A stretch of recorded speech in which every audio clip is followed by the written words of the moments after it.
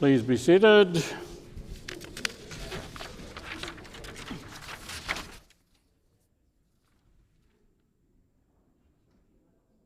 Routine proceedings, introduction of bills, committee reports, tabling of reports, ministerial statements, member statements.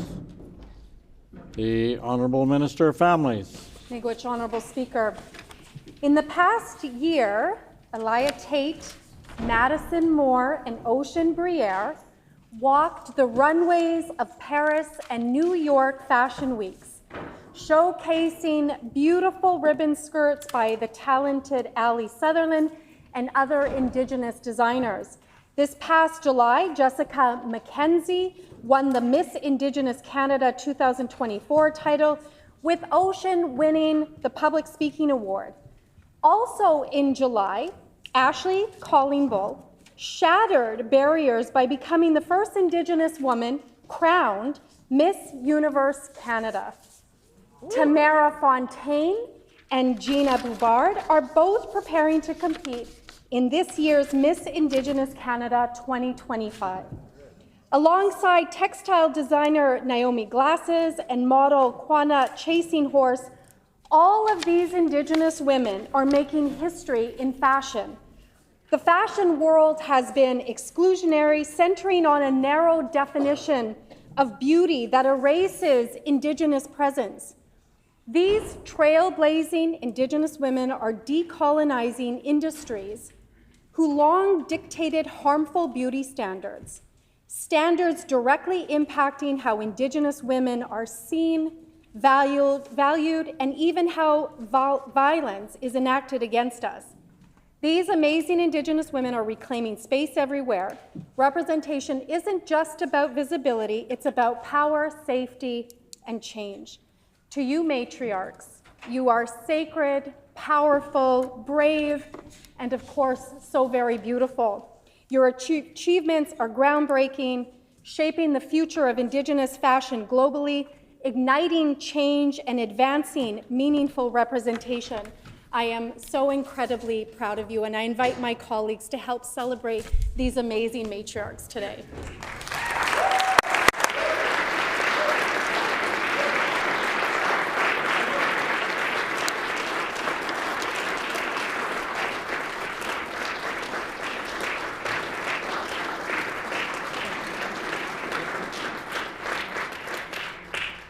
The Honourable Member for Turtle Mountain. Thank you, Honourable Speaker. Honourable Speaker, one of the greatest privileges we have in this chamber is being able to elevate the accomplishments of constituents and ensure they get the recognition that they deserve. In 1976, three brothers started farming seed potatoes, and now the Yonk family endeavor, Swan Fleet Alliance, provides not only seed, but also processing as well. Brothers Tim, Vince, and Steve Yonk, alongside their next generation, Russell, Andrew, and Samantha. And the last fall, they were recognized by Simplot for their incredible work with both the 2023 award for the small volume, in this case, small being up to 200,000 hundredweight, as well as the Triple Crown Award for sustainability and innovation. With 3 generations running the operation and as many as 50 employees during their growing season, this is truly a family-run operation near the beautiful community of Brexells in the heart of Turtle Mountain. We are reminded that this is where cutting-edge innovation and environmental initiatives come from, not from rules and legislation, but from committed farm families that are trying to improve not just results and yields, but the land itself. This is even more true for potato farming, as it is greater demand on water, which can be limited at times, especially during drought. I encourage all colleagues and everyone watching along to read up on the Yonks that have done to deserve this recognition. Well done and well deserved. Thank you, Honourable Speaker.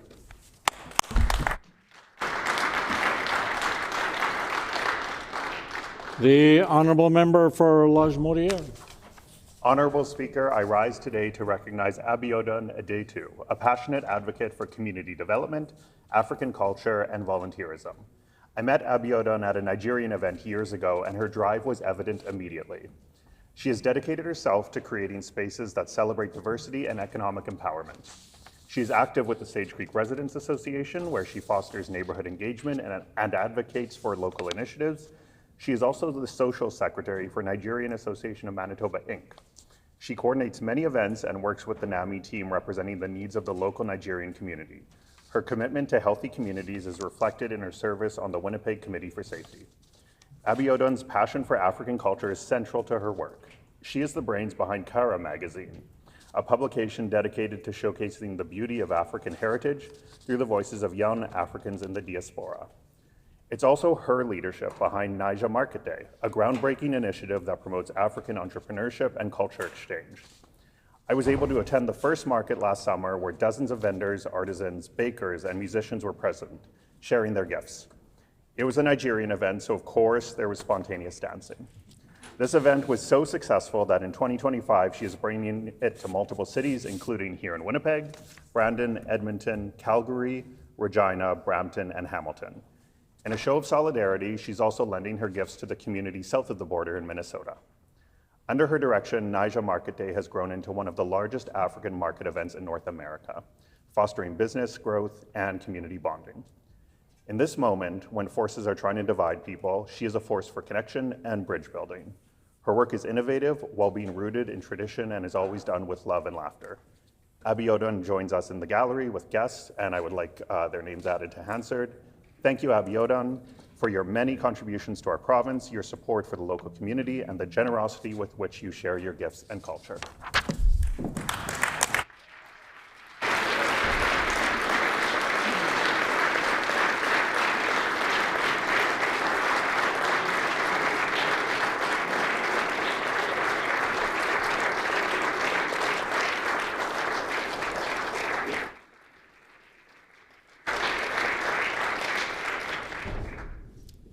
The honourable member for Steinbach.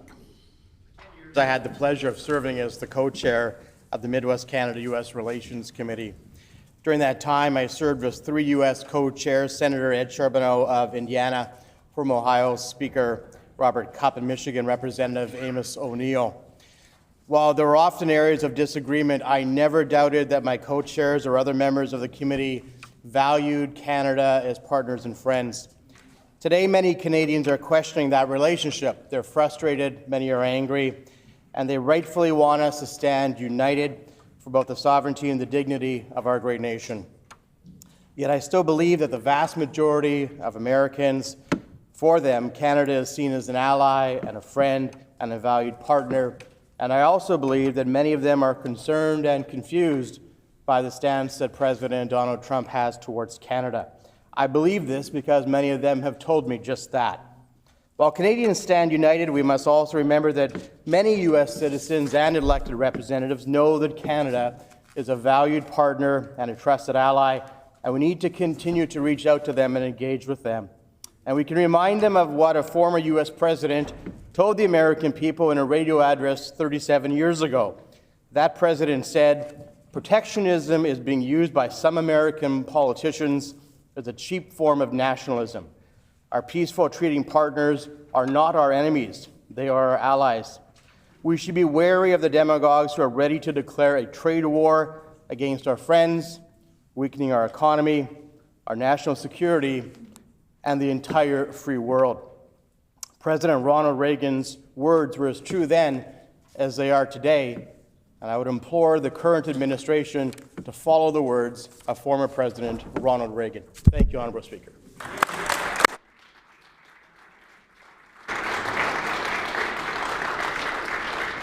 The honourable member for St. Boniface. Merci, l'honorable président. En ce mois de la francophonie mondiale, c'est un honneur de célébrer le Festival du Voyageur avec l'équipe présente ici aujourd'hui. Cette année, le 56e Festival du Voyageur a eu lieu encore une fois à Saint-Boniface, ici au Manitoba, au cœur du Canada. Chaque année, les Manitobains attendent avec impatience la semaine du festival et les festivités associées à la fête. De la bonne nourriture, de la musique, à plus n'en finir, des rires, du plaisir et du froid sont toujours au rendez-vous. En tant que métis francophone, extrêmement fier de mon héritage, c'est un plaisir chaque année de pouvoir participer au festival. Le Festival du Voyageur is more than a time for the community to come together and enjoy the cold. It's about celebrating our culture and heritage as Franco-Manitobans while acknowledging the contribution of the Métis and First Nations to our province. Le Festival du Voyageur est bien plus qu'un moment où la communauté se rassemble pour profiter du froid. Il s'agit de célébrer notre culture et notre patrimoine en tant que Franco-Manitobains, tout en reconnaissant les contributions des Métis et des Premières Nations qui ont contribué à notre province. Les ceintures fléchées sont partout, marque de respect et de fierté pour notre communauté. Cette année, le festival était rempli d'artistes talentueux et de personnes formidables. On pouvait y trouver 150 artistes uniques, certains étant de trésors bien-aimés de Winnipeg ou même des superstars internationales. Le Parc du Voyageur était plein à craquer avec environ 75 000 participants cette année. Il y avait aussi des sculptures sur glace et sur neige qui pouvaient être admirées en grand nombre au Parc du Voyageur. Merci à toutes les personnes, les bénévoles, aux artistes et aux voyageurs qui ont rendu le tout possible. Le Festival du Voyageur est un moment important pour notre province et c'est un honneur pour nous de continuer à vous accueillir chaque année à Saint-Boniface. J'ai hâte à l'année prochaine et tous ceux qui sont de bonne humeur, donnez-moi un go, hey ho! Hey ho!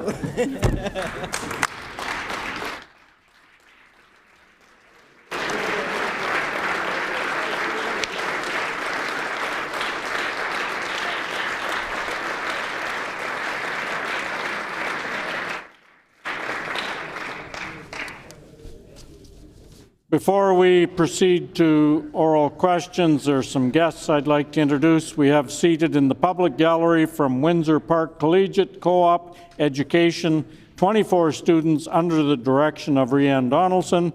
This group is located in the constituency of the Honourable Member for Southdale, the Honourable Minister for Advanced Education and Training.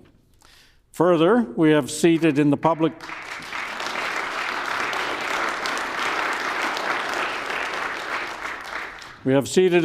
gallery from Fairholme School, 20 grade 9 students under the direction of Evelyn Mandel. The group is located in the constituency of the Honourable Member for Lakeside. And on behalf of all honourable members, we welcome you all here today.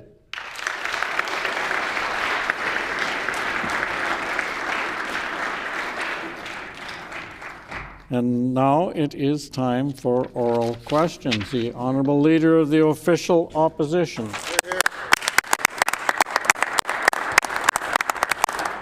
Thank you, Honourable Speaker. Canada's political and economic future has been thrown a wrench due to the on and off again Trump tariffs.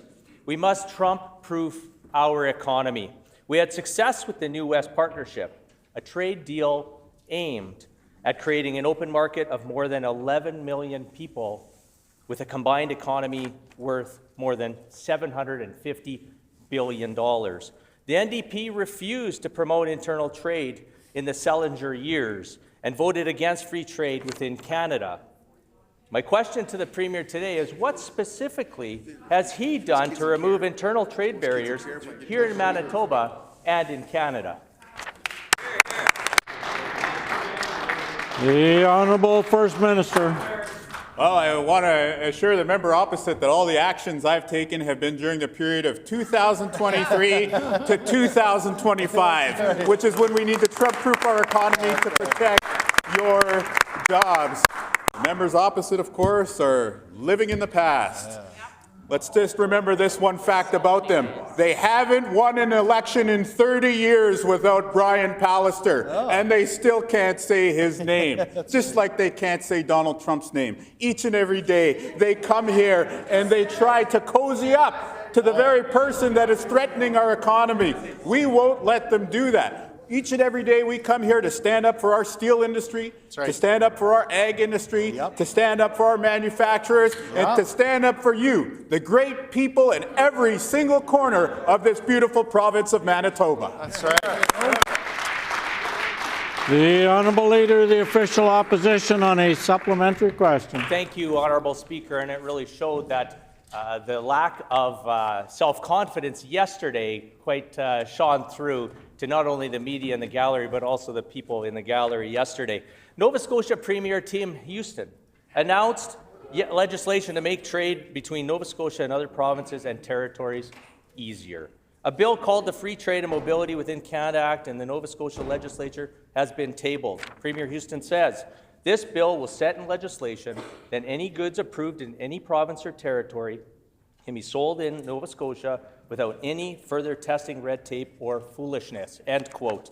Can the Premier say when can Manitoba businesses and consumers expect a similar bill introduced here in the Manitoba Legislature? The Honourable First Minister. You know, I love Nova Scotia as a province, and I have a great relationship with their Premier, Tim Houston. And so naturally, as a result, I've been talking to Premier Houston about the bill that he's brought forward and had some really good discussions to that end.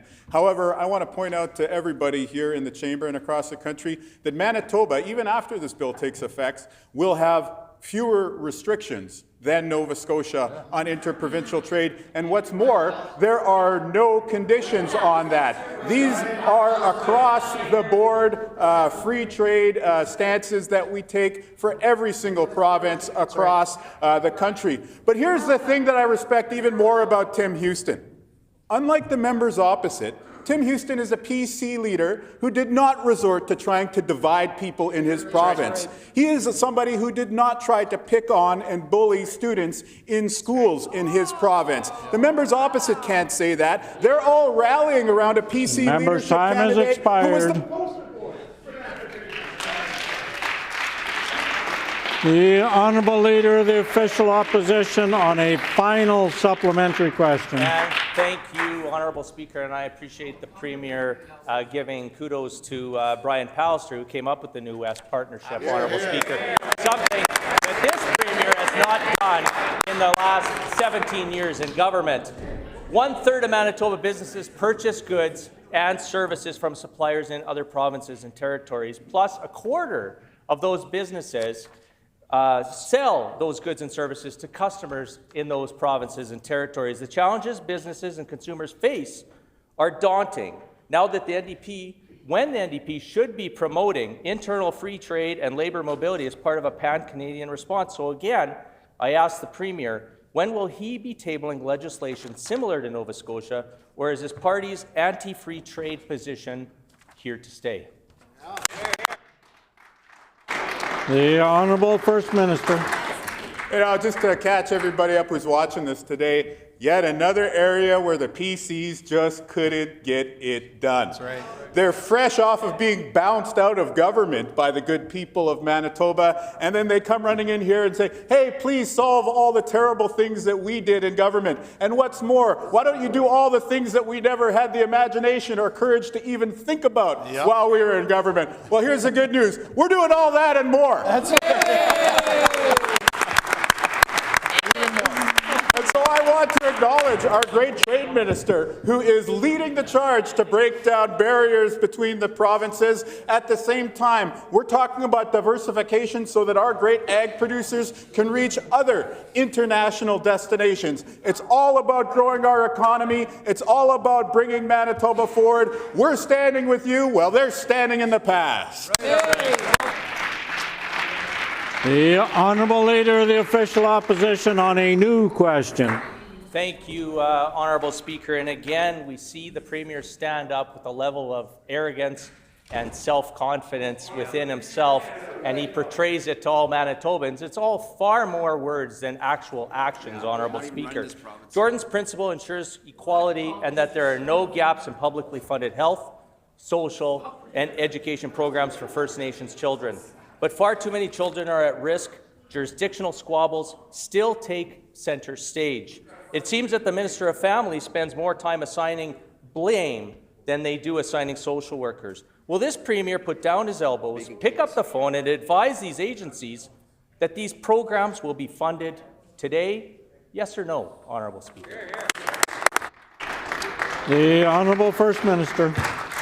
So another day where the PCs come forward and they want to capitulate in the face of the U.S. It's elbows up, just like the rest of the country on this side of the House. That's right. Now, when it comes to the challenges that Jordan's principle is facing, these are federal government changes. our Minister of Families has been doing great work trying to advocate to the federal government. Now, I know that the members opposite are familiar with this because all of them who dragged Bryant Pallister, his coattails on his way into government, they were there when the first motion that I succeeded and had the honor of passing in this very chamber was to ensure that Manitoba abided by Jordan's principle. On this side of the House, we honor the memory of Jordan River Anderson, and we abide by that principle, and we'll keep working with the federal government so that they do the same as well.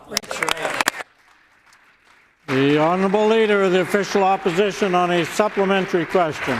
Honourable Speaker, on March 8th, the MMF stated, and I quote, "The issue is a jurisdictional dispute between the province of Manitoba and the Government of Canada. While the excuses from our provincial and federal partners continue, the support for our children and families served by our agency stalls and our valued employees lose their jobs." I table that submission today, Honourable Speaker.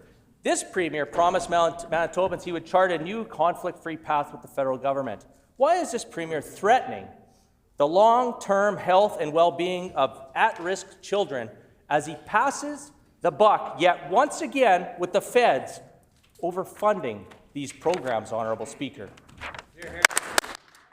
The Honourable First Minister. Again, the irony or perhaps hypocrisy of the members opposite trying to stand up on this issue after they campaigned against the families who wanted to have their loved ones brought home from the Prairie Green landfill. Here's the reality when it comes to supporting kids who are in care from the Métis Nation. Our minister has increased funding by $2.4 million to help with these young people to ensure that they have the supports that they need to reach their full potential. A subtle rejoinder to the member opposite, Jordan's principle is about First Nations kids. The Métis kids would not apply to that initiative. But again, it's no surprise that they jumble these issues together because saying that they did not follow a distinction-based approach is probably the nicest thing you could say about their time in office when it came to Indigenous people. The Honourable Leader of the Official Opposition on a final supplementary question. Thank you, Honourable Speaker. The Premier, during his first few weeks at the helm, noted that governing is hard. Governing is all about decisions: who to fund, what to fund, how much to fund. The Honourable Speaker, he can find funds to advertise make-believe tax cuts, his phony rate freeze, and his failures on health. Surely, he can find the funds for at-risk children. Why is the Premier able to find funds for advertising, but cannot find funds for at-risk kids? Or was this just another topic he was absolutely unaware of? The Honourable First Minister. $11 million more under the leadership of our Minister of Families for these young people. And you know what? It is true that governing is about choices. They chose to run ads attacking the victims of a serial killer. Shame. Manitobans chose to reject them for that terrible decision. And I would add that it's Manitobans from all different walks of life. This is former federal cabinet minister Shelley Glover, and I quote, "I was so happy for the victims' families when recoveries were made recently and thought it's about time the PC party acknowledges and apologizes. The member for Fort Waite's public statement disagreeing with that apology was repugnant. Please know that many, many Conservatives disagreed with that campaign debacle, and we continue to be disappointed in any Conservative like the MLA for Fort White who pours salt on the wounds of murder victims' families," end quote, and end your political careers if there's any justice. Member's time has expired.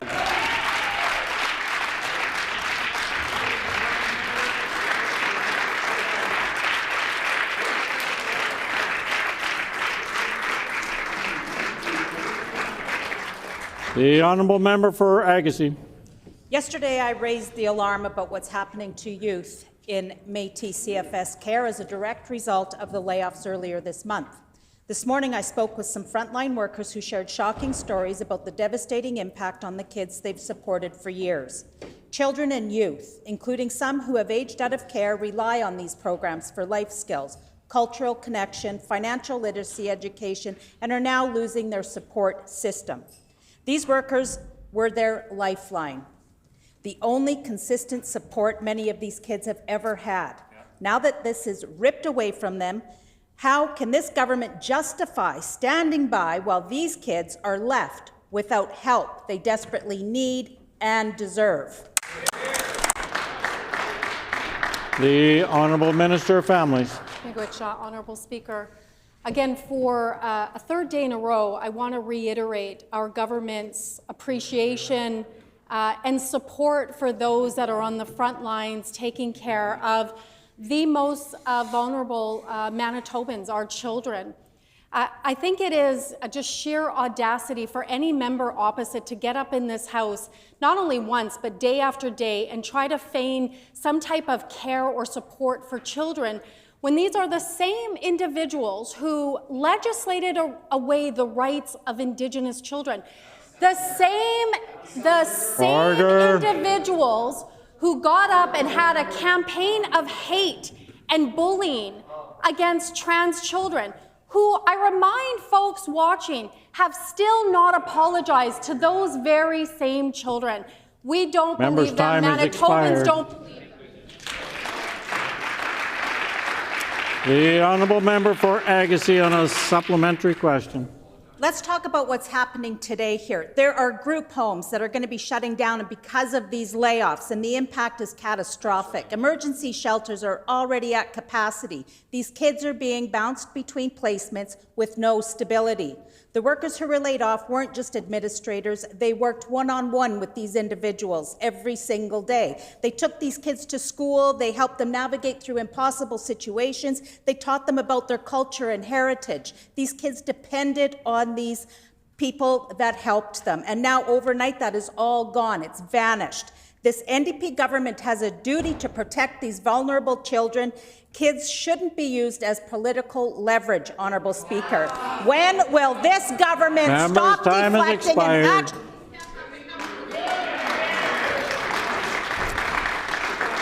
The Honourable Minister of Families. Honourable Speaker. Again, since I've been minister, there's been a 6% increase in annualized funding to the CFS system in the amount of $33.4 million. That's an additional $11.3 million increase across the CFS system for operations. What did members opposite do in their 7.5 years of disastrous, uncaring, callous government? Oh yeah, that's right, they never raised the foster care rates, the basic maintenance rates. Who did? This government. That's right. The Honourable Member for Agassiz on a final supplementary question. Family visits are a legal right under the Child and Family Services Act, yet because of the minister's layoffs, many of these visits will no longer happen. In Métis CFS alone, there are 90 families who qualify for these family visits. Yet the team responsible for ensuring these visits happen has been cut down to 7 staff members. That means parents will be denied their visits. It means kids will lose their chance to see their families. This is a direct breach of Manitoba law. The NDP government is failing to uphold its own legislation. Will the minister take responsibility, step up and protect these children's rights, or will they continue to avoid accountability and hide behind excuses? The Honourable Minister of Families. $11.3 million across the CFS system for agency operations. That's the commitment that we've stepped up to honor and ensure that those that are on the front lines have the resources that they need to take care of the most vulnerable of our province. I remind Manitobans and I remind members opposite that they stood on a campaign that attacked trans children. Like, I don't know what kind of human beings think that it is appropriate to bully and target trans children, some of the most vulnerable in our province. But that's what each and every one of those members did, and they said it with their full chest. And again, the member who's second up has never apologized. The honourable member for Portage-La Prairie. Thank you, Honourable Speaker. Chris Davison, President of the Canola Council of Canada, said that 100% Chinese tariffs are prohibitively high and the fallout will be felt across the country. China represents close to $5 billion in our canola exports. With this Premier dithering on his response to the Trump tariffs, we are a political football, and Canada is caught between China and the U.S. in this growing tariff squeeze. What is this minister doing to stand up for our canola producers today? The Honourable Minister of Agriculture. The Honourable Minister of Agriculture. Thank you so much, Honourable Speaker, and thank you for the question. There is no doubt the tariff or the Chinese latest allegations about 100% tariff on us is a bit of a challenge.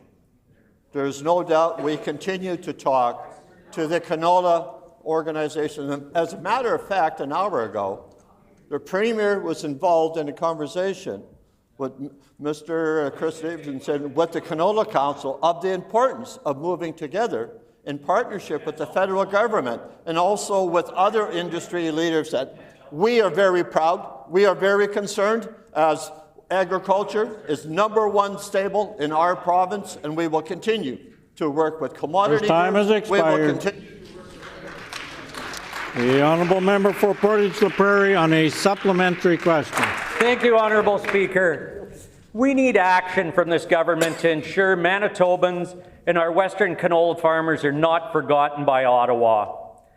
This Premier needs to make our Manitoba case now to get this tariff issue solved with China. Just a little insight regarding this. The canola market was down the limit today. A 1,500-acre canola farmer, just today, not tomorrow, will have lost $120,000 today. The simple question is, what is the Minister of Agriculture doing to protect our agriculture industry and farmers from China and the tariffs that are Member's imposed? time has expired. The Honourable Minister of Agriculture. You bet. Well, you know what? It's kind of ironic for the member opposite from Portage-La Prairie. He chooses to stand up and talk about trade with U.S. and China and everybody else, but yet, unfortunately, the MLA from Fort White is not here today, and we often refer to the fact— Order, please. Order. Order. Just remind the member that saying whether members are present or not is not allowed by the rules. The leader of the official opposition will come to order when the speaker is standing, and when the speaker is speaking, he will not be speaking.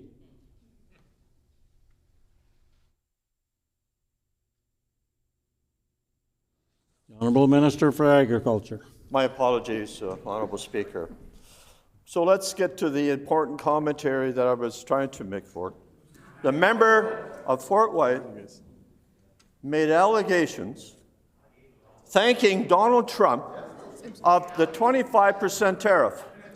I question also the member from Borderland also kind of sympathizing that maybe Canada should become the 51st state in U.S. I question the teamship, the opportunity of working together with all of Canada. Member's time has expired. The Honourable Member for Portage-La Prairie on a final supplementary question. Honourable Speaker, $120,000 lost today. Saskatchewan Premier Scott Moe said in a statement on Saturday that the province's canola industry is being put in the line of fire due to tariffs on Chinese EVs. What is the Premier plan to defend Manitoba's canola business? Can you tell us today, yes or no? The Honourable Minister of Agriculture. Thank you, Honourable Speaker, and I can assure the member opposite and the party opposite, we have a government that represents all people in the province of Manitoba. Right on, Ron. Give it to him. As an agriculture producer, I can relate to what the producers are going through, especially just before seeding.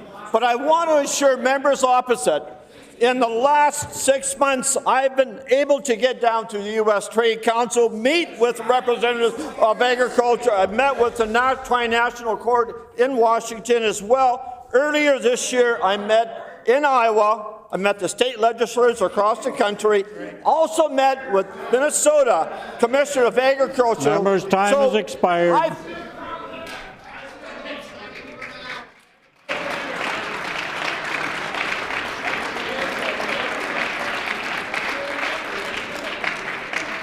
The honourable member for Brandon West.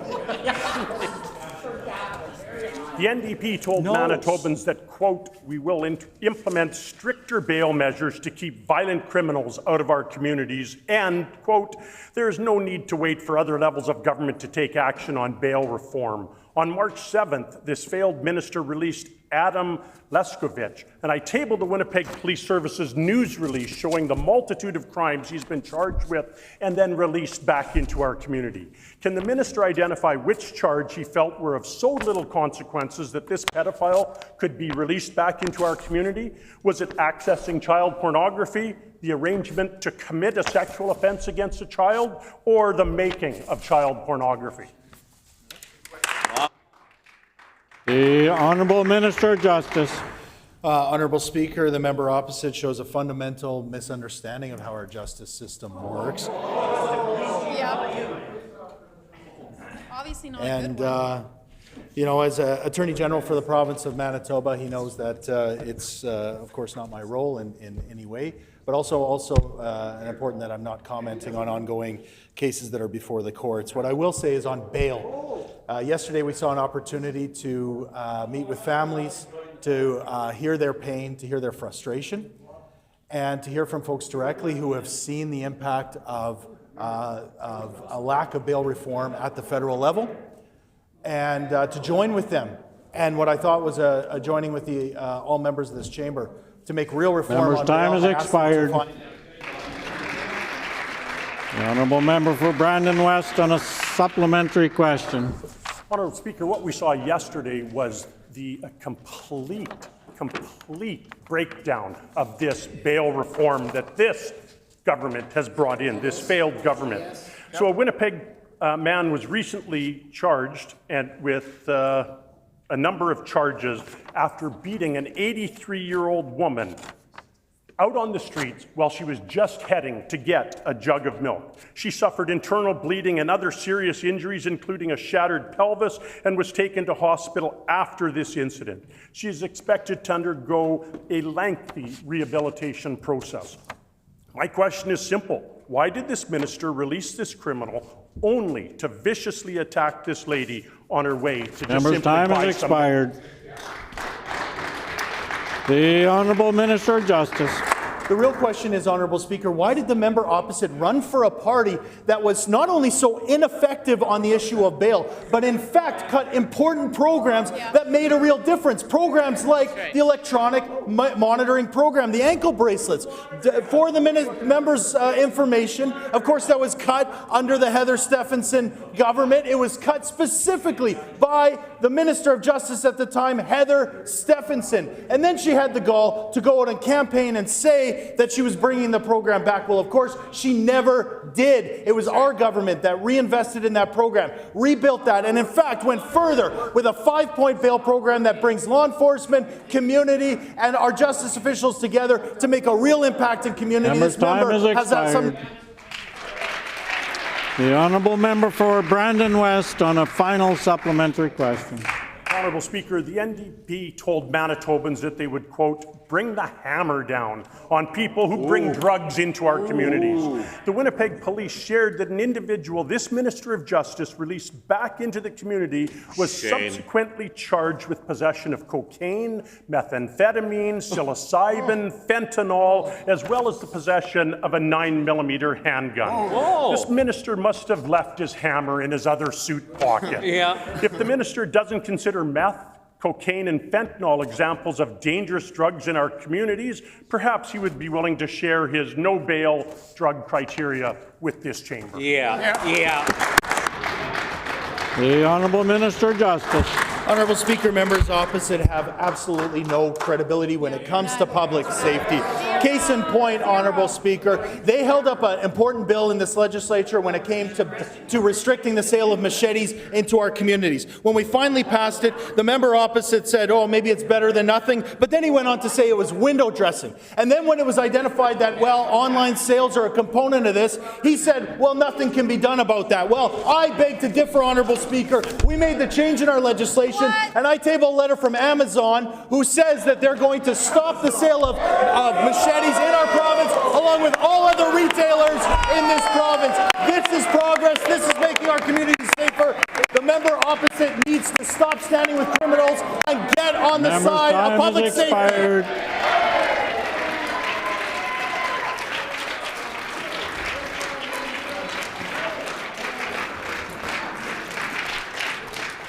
The Honourable Member for Roblin. Order. Lynette Siragusa was one of the most qualified health system leaders in Manitoba. A frontline nurse herself, she dedicated years to training new nurses and improving our healthcare system. She was a steady, trusted voice for Manitobans during the pandemic, even administering vaccines on the front line herself. She led the plan that brought investments to hospitals across Manitoba, including St. Boniface, Neepawa, Bethesda, and HSC, all projects that the NDP is now shamelessly taking credit for. But to the NDP, she was nothing more than a scapegoat, discarded when no longer convenient to this health minister. Why did this minister fire a respected, dedicated His time has expired. The Honourable Minister of Health, Seniors and Long-Term Care. Honourable Speaker, why did that member and every member on that side of the House fire hundreds of nurses from the front lines under the previous PC government?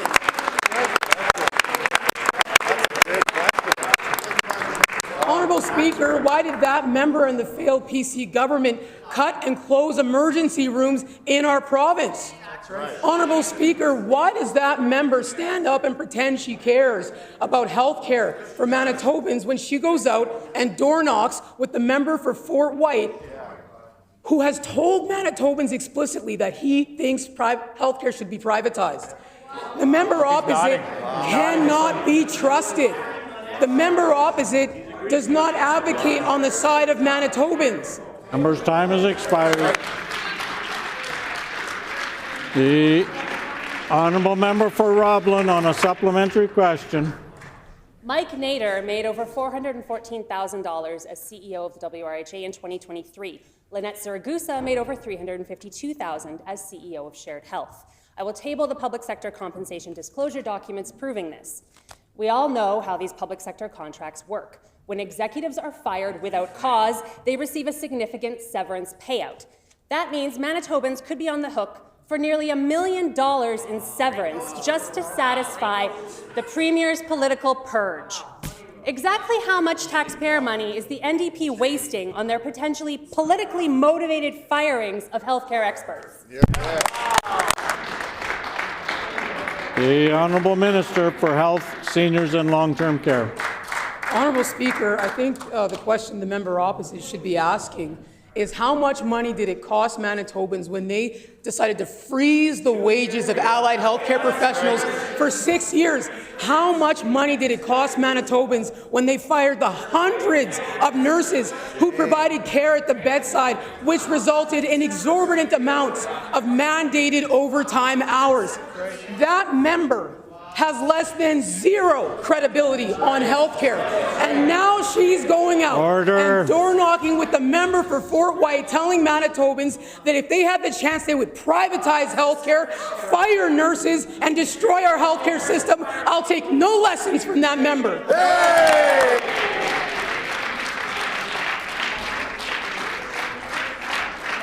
The honourable member for Roblin on a final supplementary question.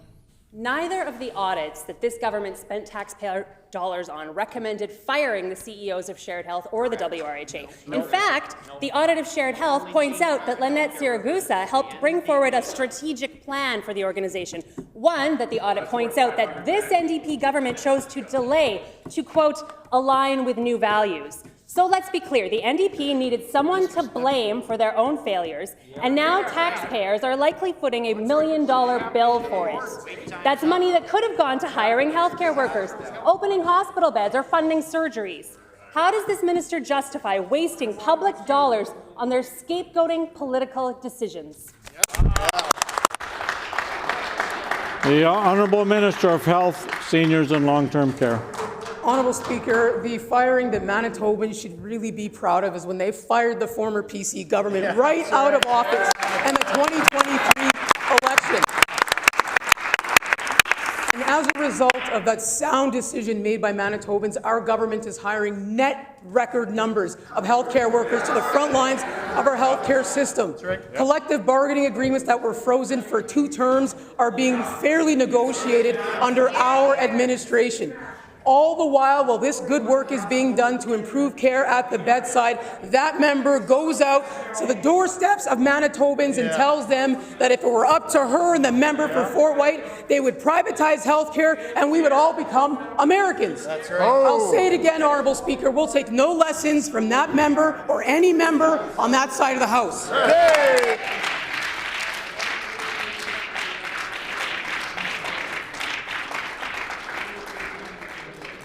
The Honourable Member for Tyndall Park. Honourable Speaker, according to recent media, the Manitoba Government and General Employees Union, MGEU, has issued a 2-week strike notice on behalf of Métis, Michif, and Southeast Children, Child and Family Service agencies. These agencies make up 500 union members, including administrative staff, social services, family support, and youth care workers. If a tentative agreement is not reached, the strike date is set for March 25th. Will this government commit to making an agreement to ensure supports for children are not affected by a potential strike? The Honourable Minister of Families. Honourable Speaker, and I thank my colleague for the important question. Our government has put an additional $11.3 million into the CFS system for agency operations. I think that all of us can agree that we hope that folks will get to the table and have those good discussions and do what is in the best interest of Manitoba children and families. Our government is supported. We have put a significant amount of money into the system. On top of that $11.3 million, we've also, that allocates to about $898,000 towards Southeast CFS, as well as $2.4 million. Member's time has expired. The Honourable Member for Tyndall Park on a supplementary question. Thank you, Honourable Speaker. The staff at Métis, Michif, and Southeast Child and Family Service agencies are trying to ensure children in care are able to stay connected to their families and cultures despite the limited supports provided by this government. Many of the workers who will be on strike if a deal is not made are the family support workers who are dedicated to keeping children connected to their families. Honourable Speaker, what is this government doing to ensure children are being enabled to stay connected to their families and cultures? The Honourable Minister of Families. Honourable Speaker, and I think that that's an excellent question. As the member knows, on October 1st, we proclaimed kinship and customary care agreements.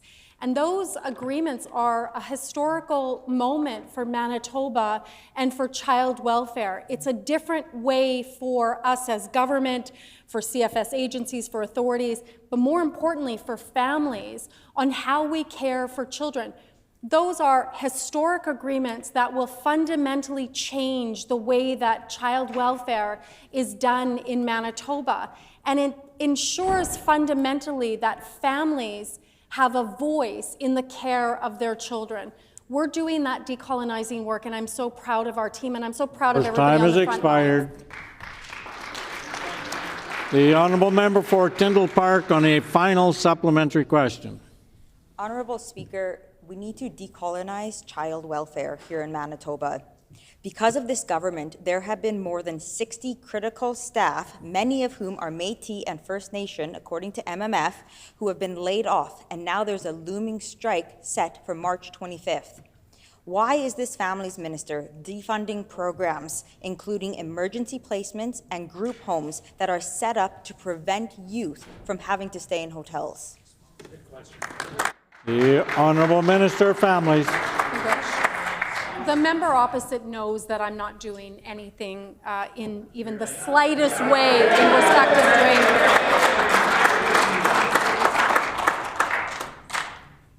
As I have said time and time again in this chamber, it is an honor and a sacred responsibility to be the Minister of Families, and I take that responsibility very seriously. That's why we put $11.3 million of additional annualized funding into the CFS system for agency operations. We honor those that are on the front lines. I encourage folks to get to the table. We know that agreements are best done at the table collectively, and we encourage everybody to get back to the table.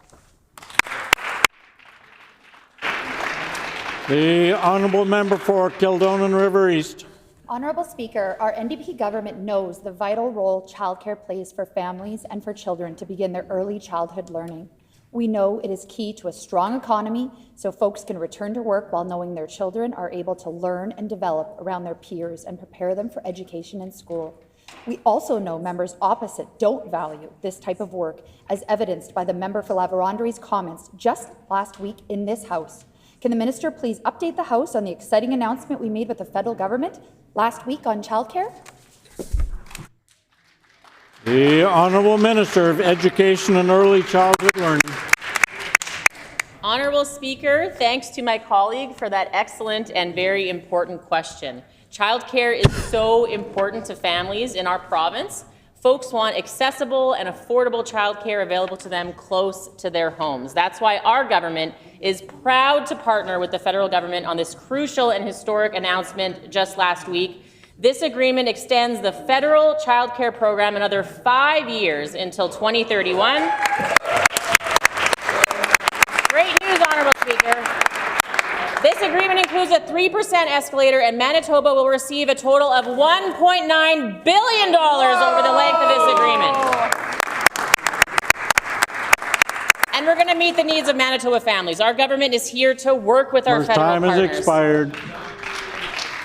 The honourable member for Spruce Woods. Thank you, Honourable Speaker. Recently, data from the last couple of years was published in terms of test results for our K-12 school system, and we've seen a stark decline in math outcomes as well as francophone learning outcomes. Can the minister comment on the government's plan to stop the falling numbers of learning outcomes and start increasing those outcomes for Manitoba students again? Hear, hear. The Honourable Minister of Education and Early Childhood Learning. Thank you, Honourable Speaker. It gives me great pleasure to rise in this House to answer the first question from my critic as the Minister of Education and Early Childhood Learning, and I'd be remiss if I didn't take just a brief moment to extend a sincere thank you to the Premier of Manitoba, to our team, and to all of Manitobans for entrusting me in this role. I take it very seriously. I'd also like to just take a brief moment to acknowledge the previous Minister of Education, the late and the great Nello Altamare. It is an honor to pick up the torch that Nello carried in this House and to continue on that great work. I look forward to answering the question in the next answer. Thank you. The time for a question period has expired. Petitions. The honourable member for Tyndall Park. Thank you, Honourable Speaker. I wish to present the following petition. The background to this petition is as follows. Number 1, the Manitoba Highways Department has expressed a desire to have the Centre Port Canada Way to Chief Peguis Trail extension developed to follow Klimkey Road with a termination point on the Centre Port Canada Way. Number 2, the proposed path would eliminate a portion of Little Mountain Park which abuts Klimkey Road, private residences, and neighboring Little Mountain Sportsplex.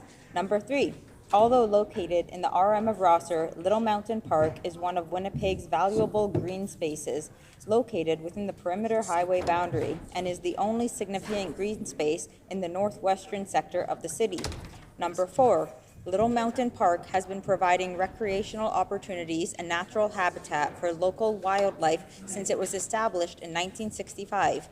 It contains a tall grass prairie ecosystem on ecologically sensitive land, complete with flora and fauna, and is a destination for tourists from all over. Number 5, the impact of the growing industrial port and the resultant redirected traffic through this area would not only disrupt access to nearby sportsplex and golf course with an additional heavy traffic, but would also pose environmental threats and disrupt local wildlife in the nearby Little Mountain Park. Number 6, the province of Manitoba has a stated responsibility to protect the environment and green spaces for the benefit of all Manitobans with policies and legislation that support economic development, investment, trade, and natural resources, and the conservation of species and ecosystems to conserve these precious resources for future generations. Number 7, the encroachment of the proposed highway must be considered a threat to the Little Mountain Park designated ecosystem. Number 8, an earlier proposal utilized a different route that followed the existing Old Sturgeon Road footprint, Little Mountain Park and the Sportsplex, while providing suitable access to the industrial area with a termination point between Mallard Road and Jefferson Avenue. We petition the Legislative Assembly of Manitoba as follows. 1, to urge the provincial government to recognize Little Mountain Park as an at-risk ecosystem and as a potential ecosystem preservation zone. Number 2, to urge the provincial government to recognize the impact of the proposed route on Little Mountain Park, the Players Course, the neighboring Little Mountain Sportsplex, and the citizens and tourists who use and visit them. And number 3, to urge the provincial government to seek an alternate route that would avoid the area while still providing adequate ingress and egress to the Centre Port Canada Way, which such as the Old Sturgeon Road route, and avoid expropriating land unnecessarily. This petition has been signed by many Manitobans. Thank you. The honourable member for Portage-La Prairie. Honourable Speaker, I wish to present the following petition. To the Legislative Assembly of Manitoba, the background to this petition is as follows. Number 1, thanks to the investment made under the previous PC government as part of the Clinical and Preventative Services Plan, construction for the new Portage Regional Hospital facility, is well underway. The facility and surrounding community would greatly benefit from an added diagnostic machinery and equipment, but specifically the addition of an MRI machine. Number 2, an MRI machine is a non-invasive medical imaging technique that uses a magnetic field and computerized generated radio waves to create detailed images of organs and tissues in the human body. It is used for disease detection, diagnosis, and treatment monitoring. Number 3, Portage-La Prairie is centrally located in Manitoba and is on Highway number 1 in Southern Health Santé Sud Health Authority. Currently, there is only one machine in the RHA. Number 4, an MRI machine located in the Portage Regional Health Facility will reduce transportation costs for patients, as well as reduce the burden on stretcher services and ambulance use. It will bring care closer to home and reduce wait times for the MRI scans across the province. Number 5, Located around Portage-la Prairie are the Dakota Teepee, Dakota Plains, Sandy Bay, and Long Plain First Nation reserves. Indigenous people in Canada disproportionately face barriers in access to services and medical care. An MRI machine located in the Portage Regional Health Facility will bring care closer to their home communities and provide greater access to diagnostic testing. Number 6, located in close proximity to the new Portage Regional Health Facility is Southport Airport. This aerodrome has a runway length that is more than adequate to support medical air ambulance services. This would provide the opportunity to transport patients by air from remote communities to access MRI imaging services. Number 7, the average wait time for Manitobans to receive an MRI scan is currently 6 to 8 months. Having an MRI machine in the Portage Regional Health Facility will help reduce these wait times for patients and provide better care sooner. We petition the Legislative Assembly of Manitoba as follows: to urge the provincial government to support the investment and placement of an MRI machine in the Portage Regional Health Facility in Portage-la Prairie, Manitoba. This is signed by Teresa Reichart, Vicky Wright, Gary Wright, and many, many more. Well done. The honourable member for Agassiz. Thank you, Honourable Speaker. I wish to present the following petition. To the Legislative Assembly of Manitoba. The background to this petition is as follows. Number 1, Provincial Trunk Highway 34, PTH 34, is a 2-lane provincial primary highway that runs from the U.S. border where it meets with ND 20 to PTH 16 at the town of Gladstone. PTH 34 runs north-south in the south-central region of the province. It is the main highway for the towns of Crystal City, Pilot Mound, and Holland, serving as a main corridor for semi-trailers, farm equipment, daily drivers, and local school bus routes. Number 3, a new bridge is currently being constructed over the Assiniboine River at PTH 34, north of Holland, in the RM of Victoria. The bridge serves as an important north-south link over the Assiniboine River between the Trans-Canada Highway and PTH 2.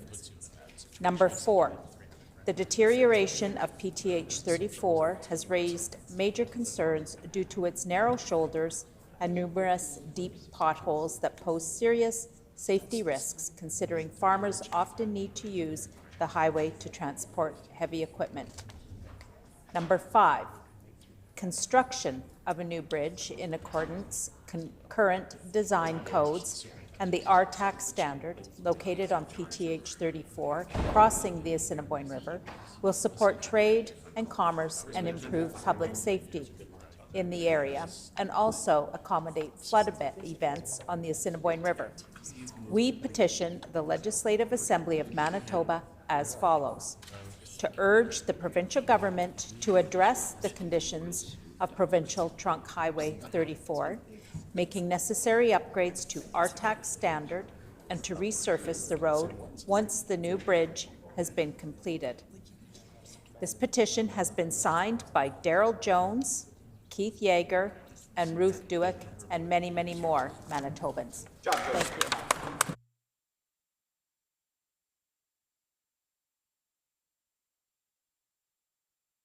The honourable member for Roblin. Thank you, Honourable Speaker. I wish to present the following petition. And the background to this petition is as follows.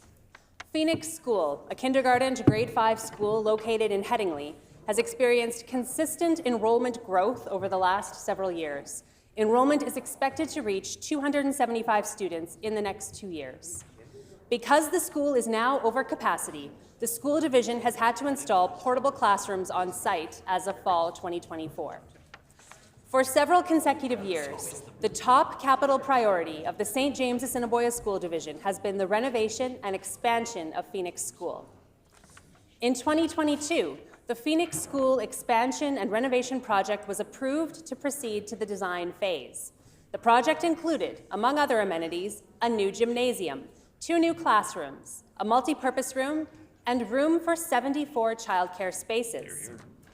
In June 2024, the school division received notice from the provincial government that the project has been deferred.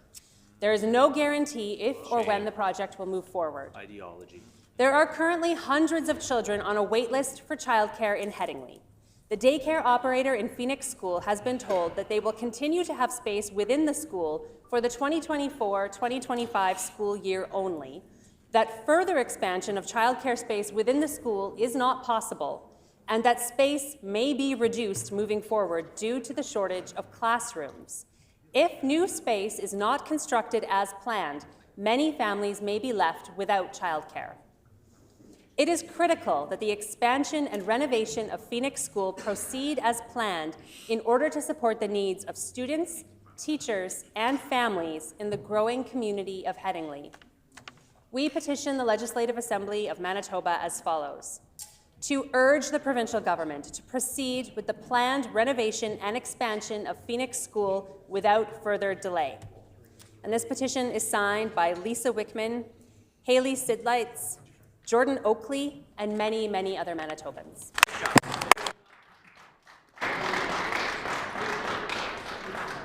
The Honourable Leader of the Official Opposition. Thank you, Honourable Speaker. I wish to present the following petition to the Legislative Assembly, and the background to this petition is as follows. Number 1, the federal government has mandated a consumption-based carbon tax with the stated goal of financially pressuring Canadians to make decisions to reduce their carbon emissions. Number 2, Manitoba Hydro estimates that even with a high-efficiency furnace, the carbon tax is costing the average family over $200 annually, even more for those with older furnaces. Number 3, home heating in Manitoba is not a choice or a decision for Manitobans to make. It is a necessity of life. Absolutely. It's true. With an average of almost 200 days below 0 degrees Celsius annually. Number 4, the federal government has selectively removed the carbon tax off home heating oil in the Atlantic provinces of Canada, but has indicated they have no intention to provide the same relief to Manitobans heating their homes. Number 5, Manitoba Hydro indicates that natural gas heating is one of the most affordable options available to Manitobans, and it can be cost prohibitive for households to replace their heating source. Number 6, premiers across Canada, including in the Atlantic provinces that benefit from this decision, have collectively sent a letter to the federal government calling on it to extend the carbon tax exemption to all forms of home heating, with the exception of Manitoba. Number 7, Manitoba is one of the only provincial jurisdictions to have not agreed with the stance that all Canadians' home heating bills should be exempt from the carbon tax. Number 8, provincial leadership in other jurisdictions have already committed to removing the federal carbon tax from home heating bills. We petition the Legislative Assembly of Manitoba as follows: to urge the provincial government to remove the federal carbon tax on home heating bills for all Manitobans to provide them much needed relief. Honourable Speaker, this petition is signed by Gary McLeod, Jill Claprat, Scott Claprat, and many, many more great Manitobans, Honourable Speaker.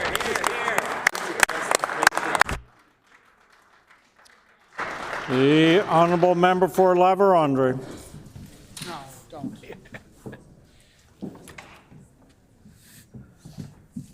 Honourable Member for La-Vérendrye. Thank you, Honourable Speaker. I wish to present the following petition to the Legislative Assembly of Manitoba. The background to this petition is as follows. The residents of La Vérendrye and other areas around Manitoba are extremely frustrated and concerned by the provincial government's decision to cancel the school expansion project for Green Valley School in Grunthal. 2. In 2021, the PC provincial government committed funding to expand Green Valley School for a new gymnasium and classrooms. 3. The school is so crowded that 3 mobile classrooms were added to alleviate overcrowding in the classrooms. 4. In order for construction to begin, the school removed all 3 portable classrooms, leaving Green Valley in a further critical state of overcrowding. 5. As a result of overcrowding, parents are choosing to homeschool their children due to safety concerns and the challenges associated with overcrowding. 6. The current Premier of Manitoba and the Minister of Education and Early Childhood Learning have said they are committed to investing in education. 7. The concerns of residents of La Vérendrye and the surrounding area are being ignored by the provincial government. 8. The lack of space in the school is affecting the quality of education and extracurricular activities for students. 9. The Minister and Premier have a duty to respond to the educational needs of children and youth identified by rural communities. We petition the Legislative Assembly of Manitoba as follows. To urge the Minister of Education and Early Childhood Learning to immediately bring back the 3 portable classrooms to help alleviate the stress and overcrowding classrooms. And 2, to urge the provincial government to reinstate the expansion project for Green Valley School. This petition has been signed by Lori Dick, Megan Frechette, Dina Marinowski, and many, many other Manitobans. The Honourable Member for Spruce Woods. Thank you, Honourable Speaker. I wish to present the following petition to the Legislative Assembly of Manitoba. The background to this petition is as follows. Number 1, ensuring that teachers have a robust background in the subjects they teach is essential for maintaining high-quality education and fostering well-rounded learning experiences for all Manitoba students. Number 2, the recent amendments by the Province of Manitoba to the Teaching Certificates and Qualifications Regulation under the Education Administration Act have significantly lowered the standards for subject area expertise required for teacher certification. Number 3, these amendments eliminated all subject area requirements for teacher certification, including major and mineable teachable subjects and subject-specific requirements for early and middle years streams.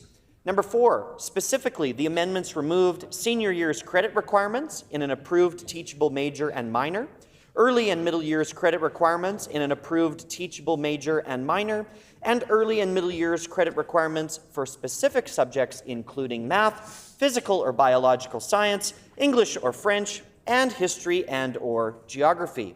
Number 5, key stakeholders such as parents, post-secondary educators outside the faculties of education, and business partners were not consulted about the changes. Number 6, the removal of subject-specific requirements undermines the educational quality in Manitoba schools by permitting teachers to enter the classroom without sufficient training in core academic areas, thereby compromising the education that Manitoba students receive. We petition the Legislative Assembly of Manitoba as follows.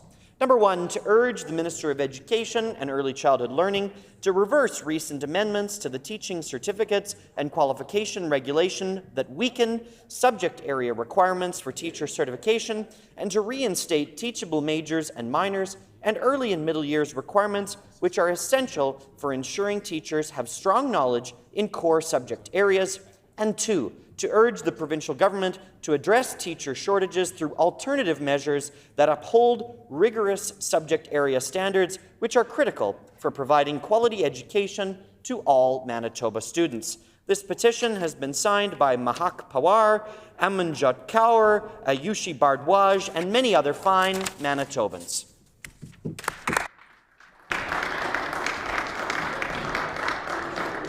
Order, please. I just want to remind members that when they're reading petitions, they have to read the first 3 names on the petition. They can't pick and choose which names they choose to read. The honourable member for La Vérendrye, I understand that you didn't read the first 3 names. That's clearly what the rules say, so please follow the rules in the future. Thank you. Any other petitions? Grievances? Orders of the day, government business.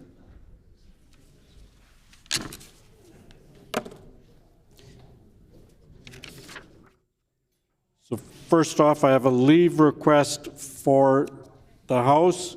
On October 2nd, 2024, the House agreed to adopt a process for the consideration of reports from the Ethics Commissioner.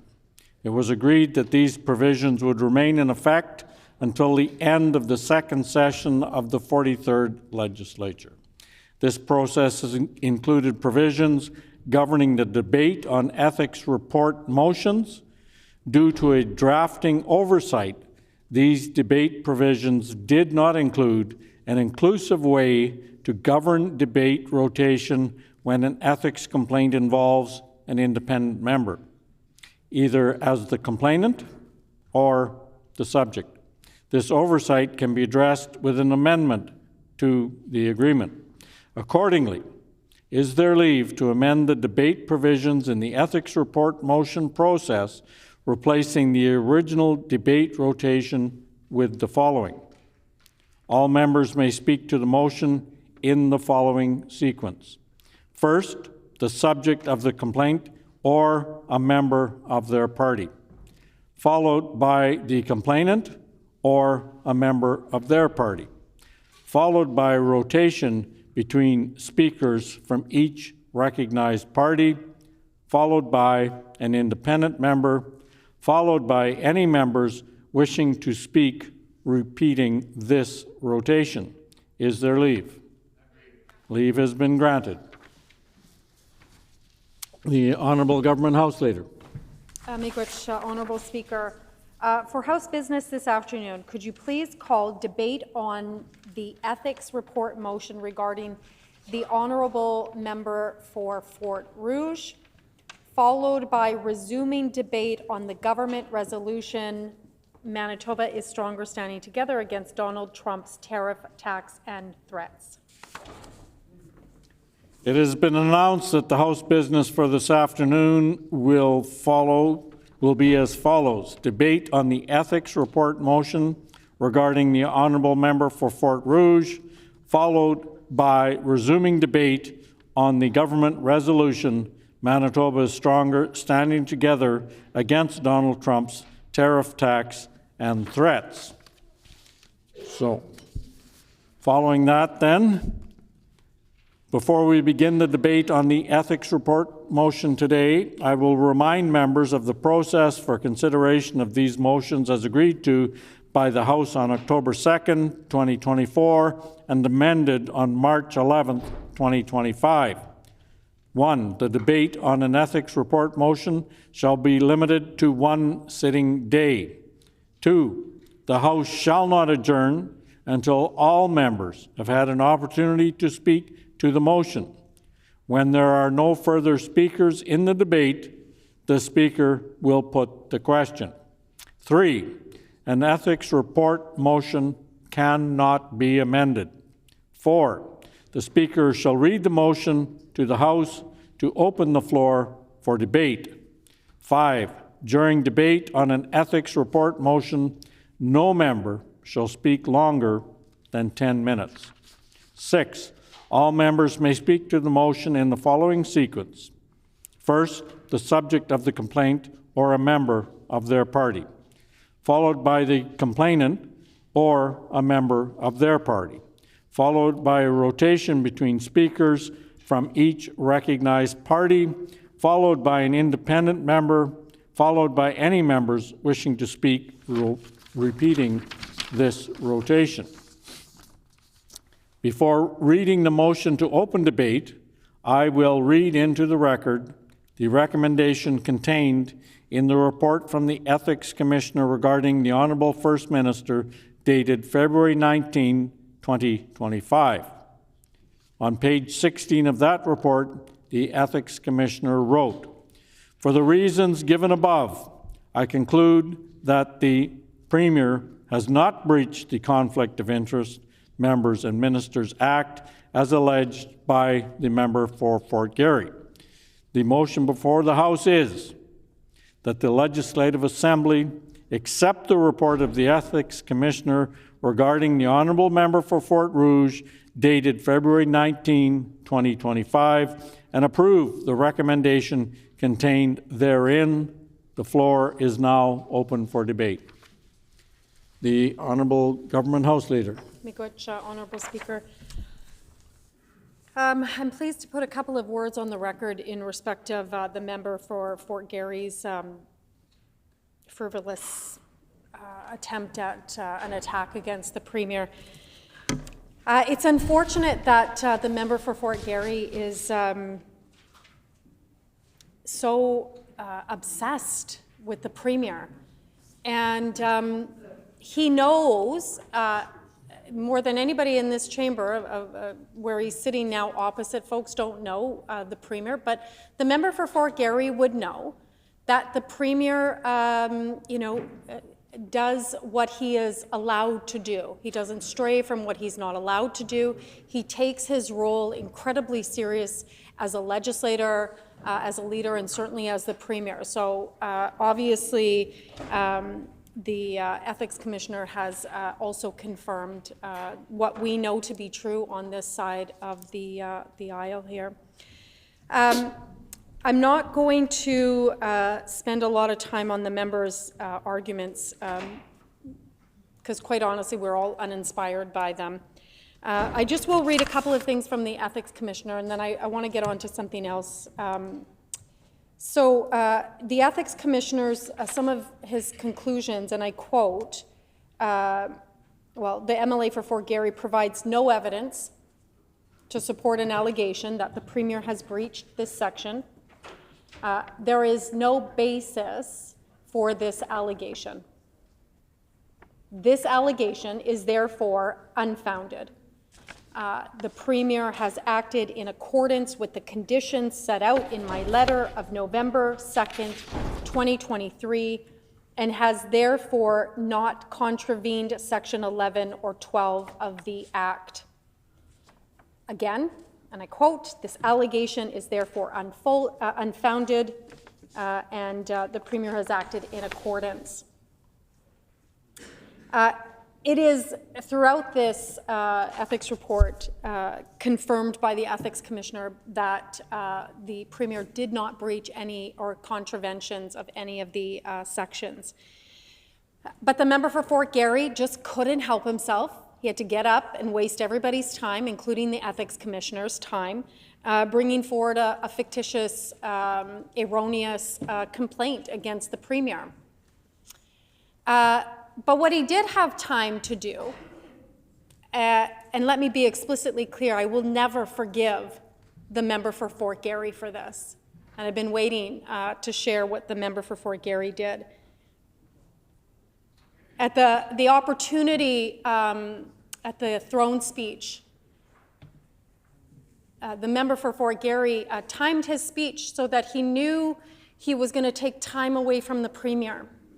And when I approached the member for Fort Garry to ask him to take a couple of minutes and explain to him that our dear colleague Nello was dying, and asked him to allow the Premier time to be able to say his last words to our colleague, that shame on you, shame on you. The member for Fort Garry's... Order, please. I'd ask the member to keep her comments relevant to the motion before us.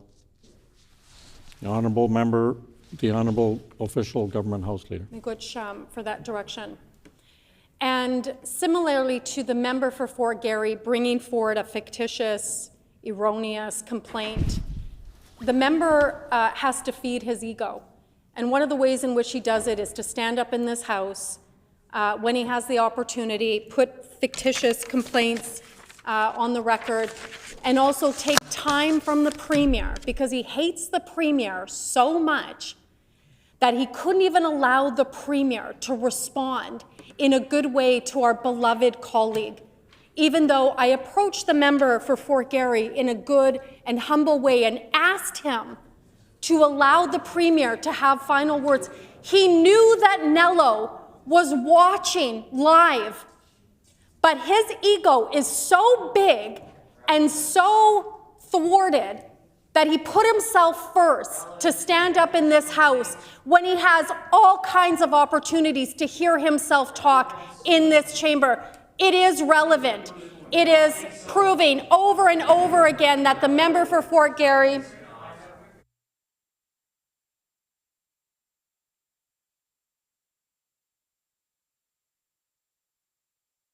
I would once again remind the member to keep her comments relevant to the motion before us. The honourable official government House Leader.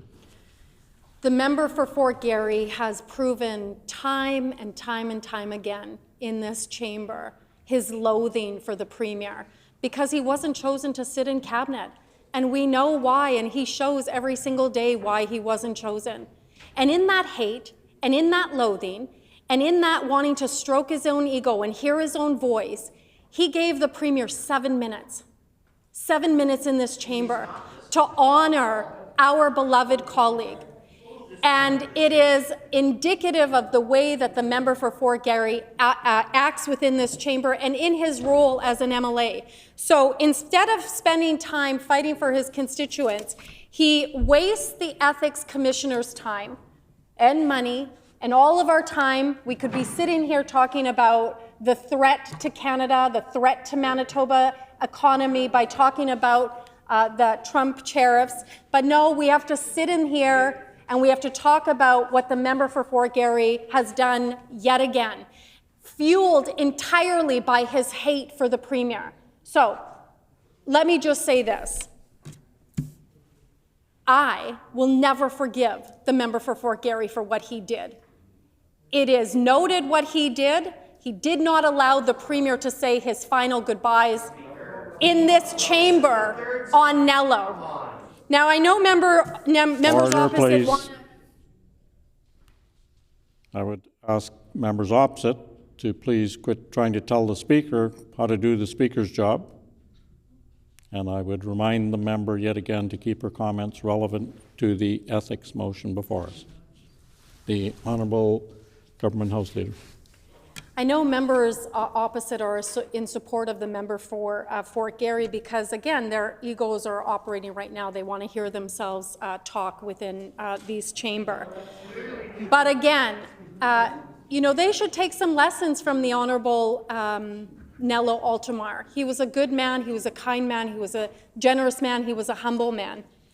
And again, the same hate and loathing that the member for Fort Garry has for the Premier fueled this fictitious, erroneous Ethics Commissioner complaint, of which, let me just state again for the record, the member was wrong. He was simply wrong. He's so clouded by his hate for the Premier, he can't even make rational decisions. He can't even make rational decisions to allow the Premier, when he knows that Nello is watching, when he knew that Nello was on his deathbed. He couldn't even sit down, hush his ego, and allow the Premier to say his final words to the member, or to Nello. Shameful. I will never forgive you for that. The honourable member for Fort Garry. Thank you, Honourable Speaker. This report is not a vindication of the Premier. The Premier's actions were wrong. They were wrong yesterday, they're wrong today, and they're going to be wrong tomorrow. He received a hall pass from the Ethics Commissioner, which is very different than saying that his actions were actually correct. Without the hall pass, he would be in contravention of the Act. This Act applies not only to the Premier, but it also would apply to the Leader of the Opposition. The only saving grace for the Premier was that this law didn't come into effect until the election in October of 2023. If the law was in effect, he had violated the law. Now, the Premier knew he was going to win. He had been leading in the polls for 2 years.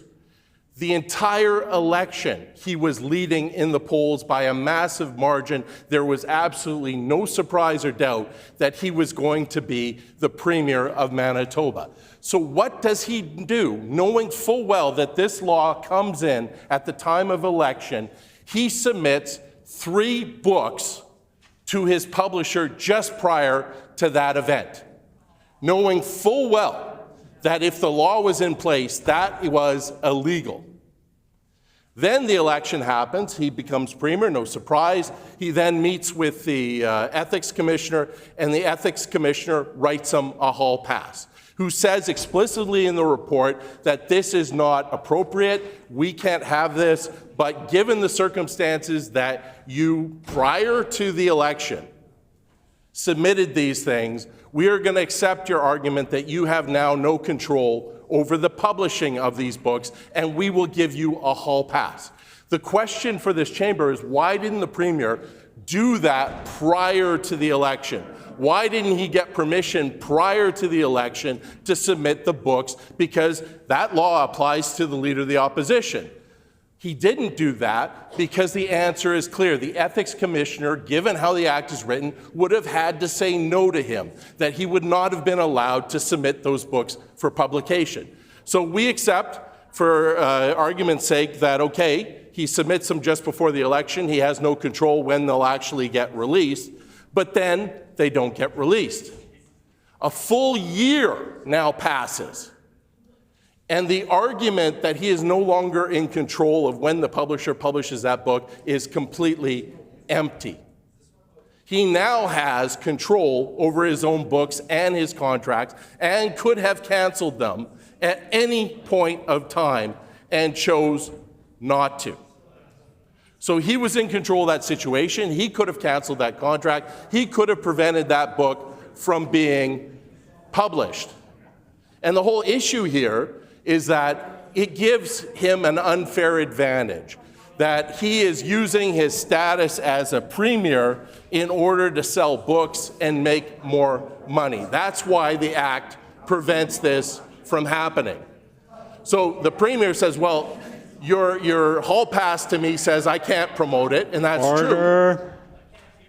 But everybody else is promoting it, and everybody else is using the Premier's name to make money. And when they make money, he makes money, which again means that he's enriched while as Premier selling these books, even if he doesn't do anything active.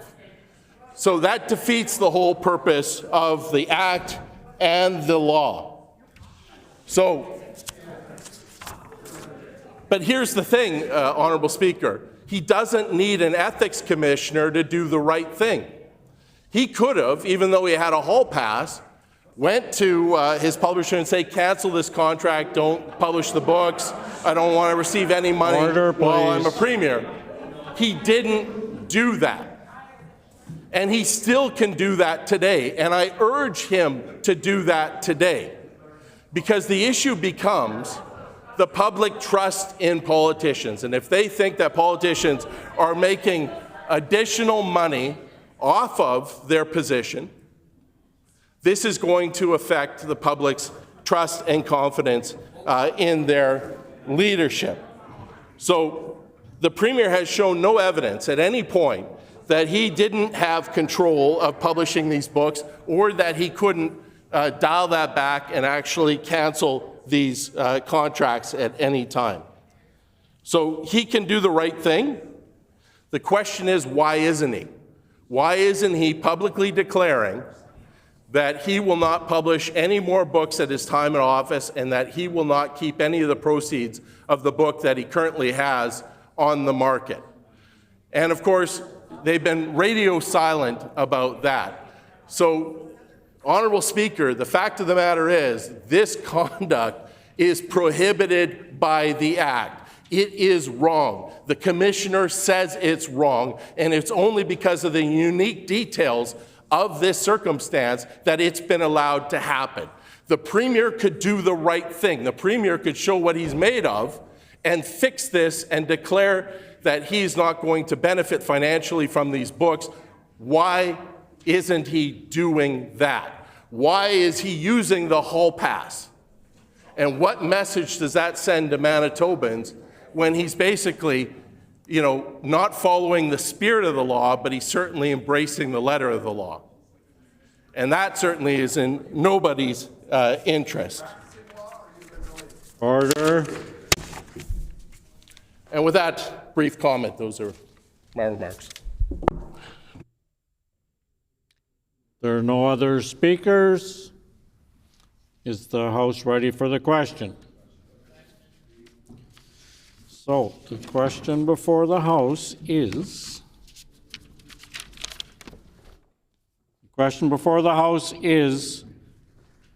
that the Legislative Assembly accept the report of the Ethics Commissioner regarding the Honourable Member for Fort Rouge dated February 19, 2025, and approve the recommendation contained therein. Is it the pleasure of the House to adopt the motion? Agreed, and so ordered. As previously announced, then we will now resume debate on the government resolution. Therefore, be it resolved that the Legislative Assembly of Manitoba stands united in the defense of the province, its workers, its industries, against President Donald Trump's tariff tax and threats which threaten Canada's sovereignty and economic security, standing in the honourable name of the Minister of Health, Seniors and Long-Term Care. Is there leave for it to stand in that minister's name? No. The minister then loses their spot in the debate. The floor is now open for the next speaker. The honourable member for Springfield-Rashad.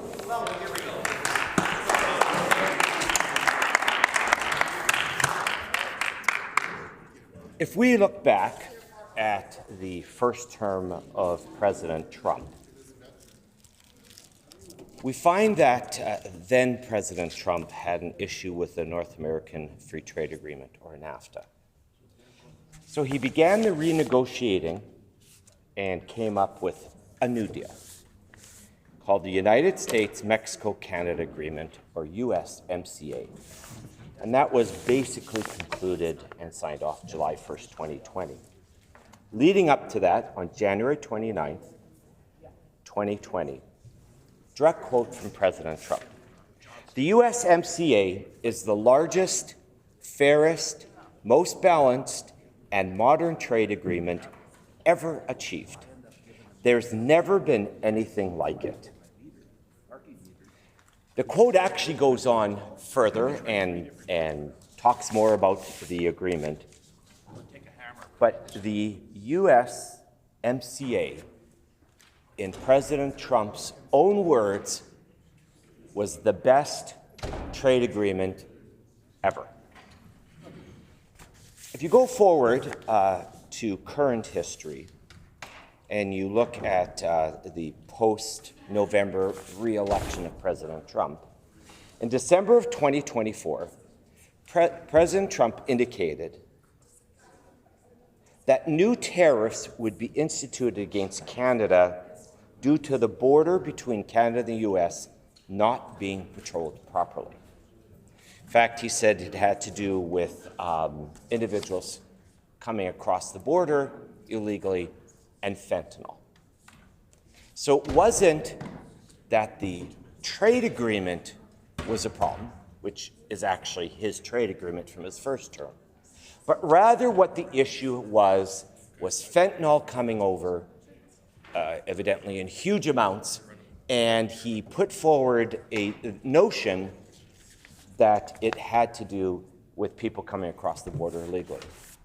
The government of Canada, under then Prime Minister Justin Trudeau, committed to approximately $1.3 billion. That was the response. It would be a border plan with new choppers, technology, and personnel. Now, all fairness, that commitment had also been made under the first term of President Trump and hadn't fully been lived up to. But this time there were clear signs, there was equipment that was put forward, personnel was brought forward, and the indications that the government of Canada was taking this serious, the complaint was being dealt with, and President Trump then said he would delay for a month to see exactly how the new measures would roll out. So that then would be in February of this year. President Trump agreed to delay any tariffs, seeing as his concerns had been met. Yet today we are in a trade war with the U.S. president who's imposing tariffs on Canada. Again, the USMCA is President Trump's trade deal. It is his agreement and his own words, the best ever. So the president's concerns regarding the border and drugs being smuggled across was one step, and then when that was met, he then put out that Canada had a surplus of $200 million. If you look at the real numbers, it's between 60 and 80 million. There's some dispute over that. If you take oil and gas out of that, because oil and gas is truly a one-way deal, the United States actually has a surplus with Canada, not Canada with the United States, if you take oil and gas out of it. So you can just see how the line in the sand, if you will, shifts. I would suggest to Manitobans and Canadians that there's a book that Donald Trump wrote called The Art of the Deal, and that the book has been mistitled. The book should actually read more that it's the art of the fight, and then comes the art of the deal. I believe that Canada is currently in the art of the fight, and that's what we are facing right now. We've had a lot of very good advice coming not just to Manitoba, but going to Canadians, our leadership there. We had Prime Minister Harper weigh in on his 4-point plan, and Prime Minister Jean Chrétien. Prime Minister Harper talked about various steps, what needs to be done, very much pro-Canadian. If we were to synthesize down what Prime Minister Harper was saying, is be united and be strong. On the weekend, Prime Minister Jean Chrétien spoke, I might add, at 90 years old. And if you look at his comments on tariffs, his main message was, be united, be strong. In fact, Prime Minister Chrétien went so far as to give some very good historical examples of when he negotiated with the Americans. He had some very good anecdotal information, and both Prime Minister Harper and Prime Minister Chrétien dealt with a lot of trade issues with various administrations. I digress for a moment when Prime Minister Chrétien kind of lifted his head from his notes and he said to the cameras, from one old guy to another old guy, stop this nonsense. I thought that was very poignant. It was very quintessential Jean Chrétien and a good message. So in both instances, we have two leaders, and I'm sure the other former prime ministers would also weigh in, and whether it's Paul Martin, Joe Clark, Kim Campbell, they would all basically say the same thing, that what we need to do is be united and be strong, because we are right now in the middle of what I believe is the art of the fight. President Trump has made it his mark to take on any of his opponents, anybody who deals against him, and crush them. He has a negotiating style or art of the fight where he wants to get to the point where he has his opponents down and he has them vanquished. Then he moves from the art of the fight to the art of the deal. And I would suggest to our current premier and our current government, if we already are concerned and are troubled by the art of the fight, where we are right now, we should be increasingly concerned and increasingly scared is probably not the right word, but mindful of what the art of the deal is going to be. I believe that President Trump has some idea of what he wants to ask for in a trade negotiation. We hope that, seeing as the way the markets go, that perhaps he backs down a little bit. I doubt that's going to happen. But what he asks for is going to be, I believe, incredibly troubling, very bad for our economy, and very bad for our province. So, my last few comments, I would like to direct my comments to our Premier and our government. We do have a tendency as politicians to get into the question period style of the way we deal with each other. And to a degree, that's healthy. You need good competition. You need to be able to challenge each other on ideas. Question period. Harry Enns used to say in a British parliamentary system, it's our civil war. It's where we go at each other. But there are times when we really do have to come together. My argument to this Premier and this government would be that this is probably one of these times where we should put a fence around this issue. I believe this issue is going to get worse, not better. Again, we always want to hope for the best, but we have to plan for the worst. I would suggest that we're more Canadian than you. I'm concerned when I see people being taken out of context, things being taken and words moved around to make it sound like somebody is not on side. I would say it's troubling that when you hear individuals like Prime Minister Harper and Prime Minister Chrétien saying, above all, we need to be unified and we need to be strong. Perhaps on this issue, we as legislators in the province of Manitoba should put a fence around this issue and suggest that we leave this beyond politics. Still fight on health care, the budget, education issues. There's a lot of issues where we can fight each other on, and not on this one. I would say to all my colleagues here today, if you believe that the Donald Trump White House doesn't watch what's going on in the provinces and in Ottawa, you're mistaken. Donald Trump loves to see where the weaknesses are in his opponents, also where the strengths are. But more importantly, he loves to see where the weaknesses are. And if we as a province and all the other provinces show that we are divided, that for Donald Trump is weakness. I have a suggestion for this Premier and for this government. Perhaps it's time for the leadership of the NDP government and the Conservative opposition, and I was going to say in the Liberals, but I'd have to say Liberal, that we get together. Perhaps we would call on individual statesmen like former Premier Gary Filmon, former Premier Gary Doer. And perhaps we should get advice from them. They've negotiated under various prime ministers and presidents of the United States. In the case of Premier Gary Doer, he was in the United States, so he understands how it works.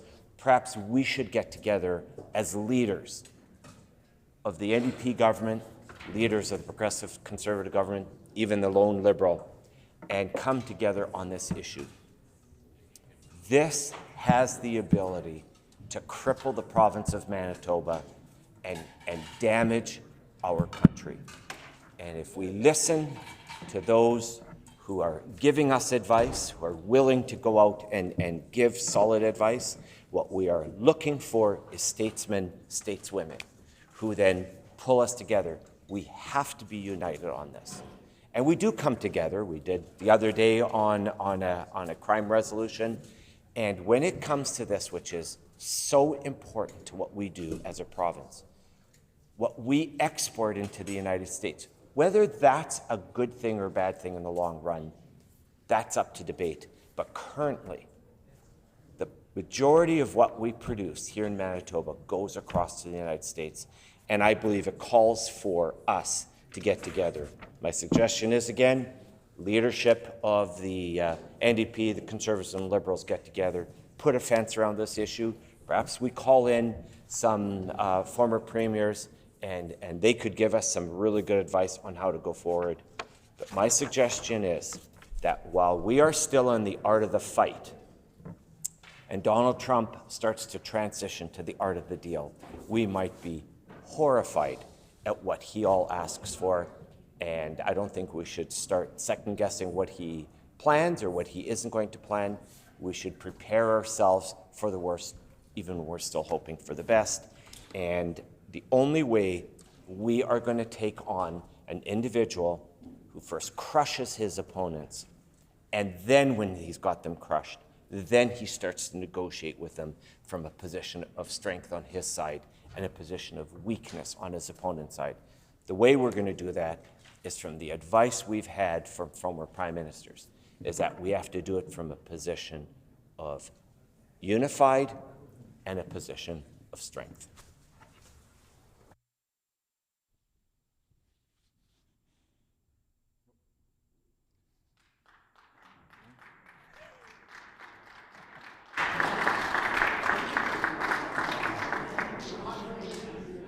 The Honourable Minister of Business, Mining, Trade and Job Creation.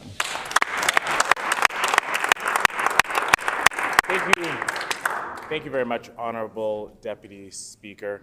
It's a great pleasure to have an opportunity to speak on the very, very important topic of U.S. tariffs. And I know this is top of mind for many Canadians, many businesses, and many businesses centered right here in Manitoba who primarily export to the States. We know that across Manitoba, there is an average, approximately 72% of all exports that leave Manitoba go down to the United States. They're our largest trading partner and have been for many, many, many years. And so it's an important relationship and important understanding. And because it's so important, our government has taken it very seriously. And we've understood that this trading relationship is critical to our economic success. So early on in our mandate, right from the beginning, we understood how to foster and try to understand those trading relationships. Our very first trade mission was down to Washington, D.C. to try to have better relationships with folks in the American administration.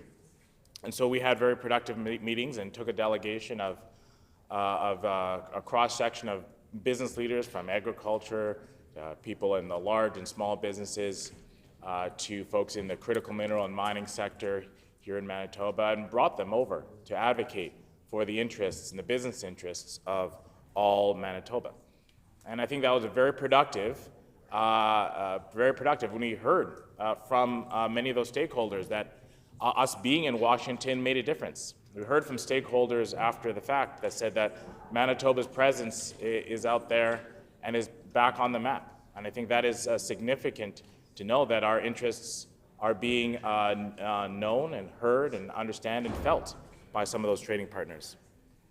And I think that's one of the first points I want to make, Honourable Deputy Speaker, is that I think it's very important for us to have a presence there in Washington. And I think it's a huge mistake of the former PC government to have closed that Washington office, closed that Washington trade office, fired that trade representatives. That's a huge mistake.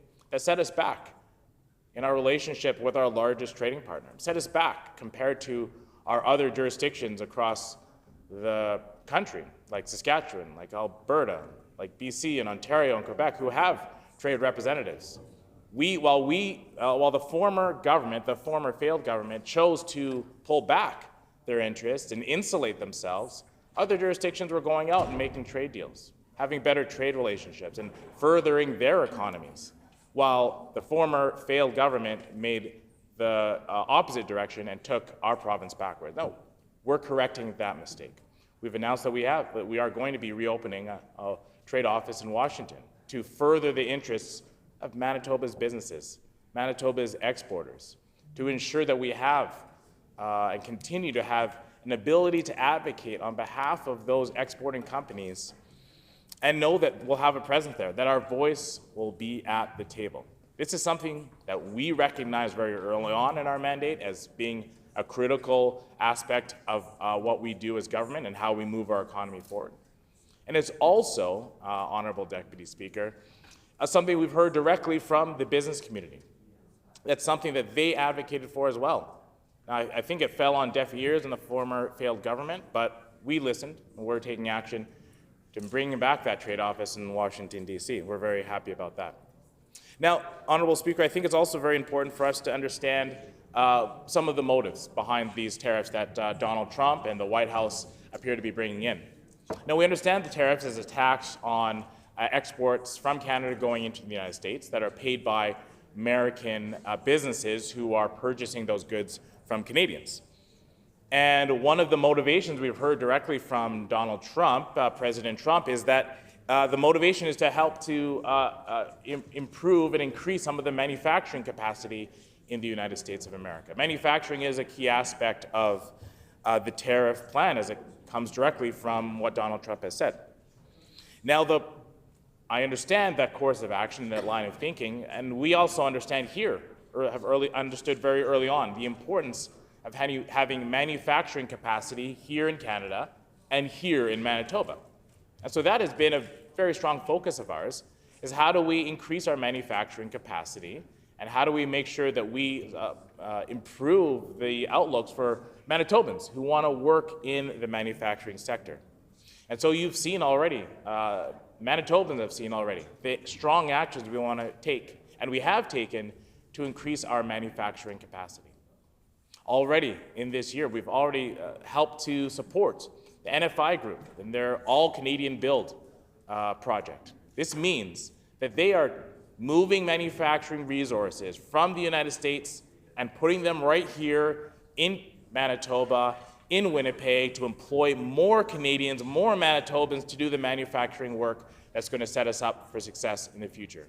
That's how we support our manufacturing sector here without the need of tariffs, with doing it by working together, by investing in Manitoba businesses so that they can succeed, and when they succeed, we all succeed. We also make strong and strategic investments in another important sector in Manitoba, aerospace. We've invested into the Standard Aero project.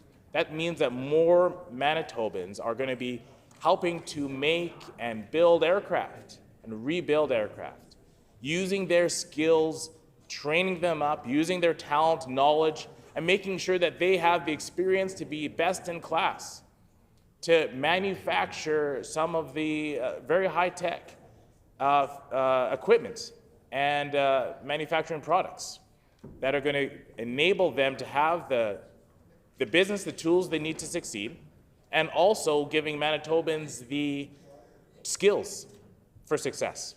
The skills for success in their career, and at the same time giving them family supporting jobs. This is the benefit of having manufacturing right here in our jurisdiction, right here in Manitoba, and we're very proud of those actions that we've taken. Very proud of the fact that we're getting more Manitobans to work with more good jobs.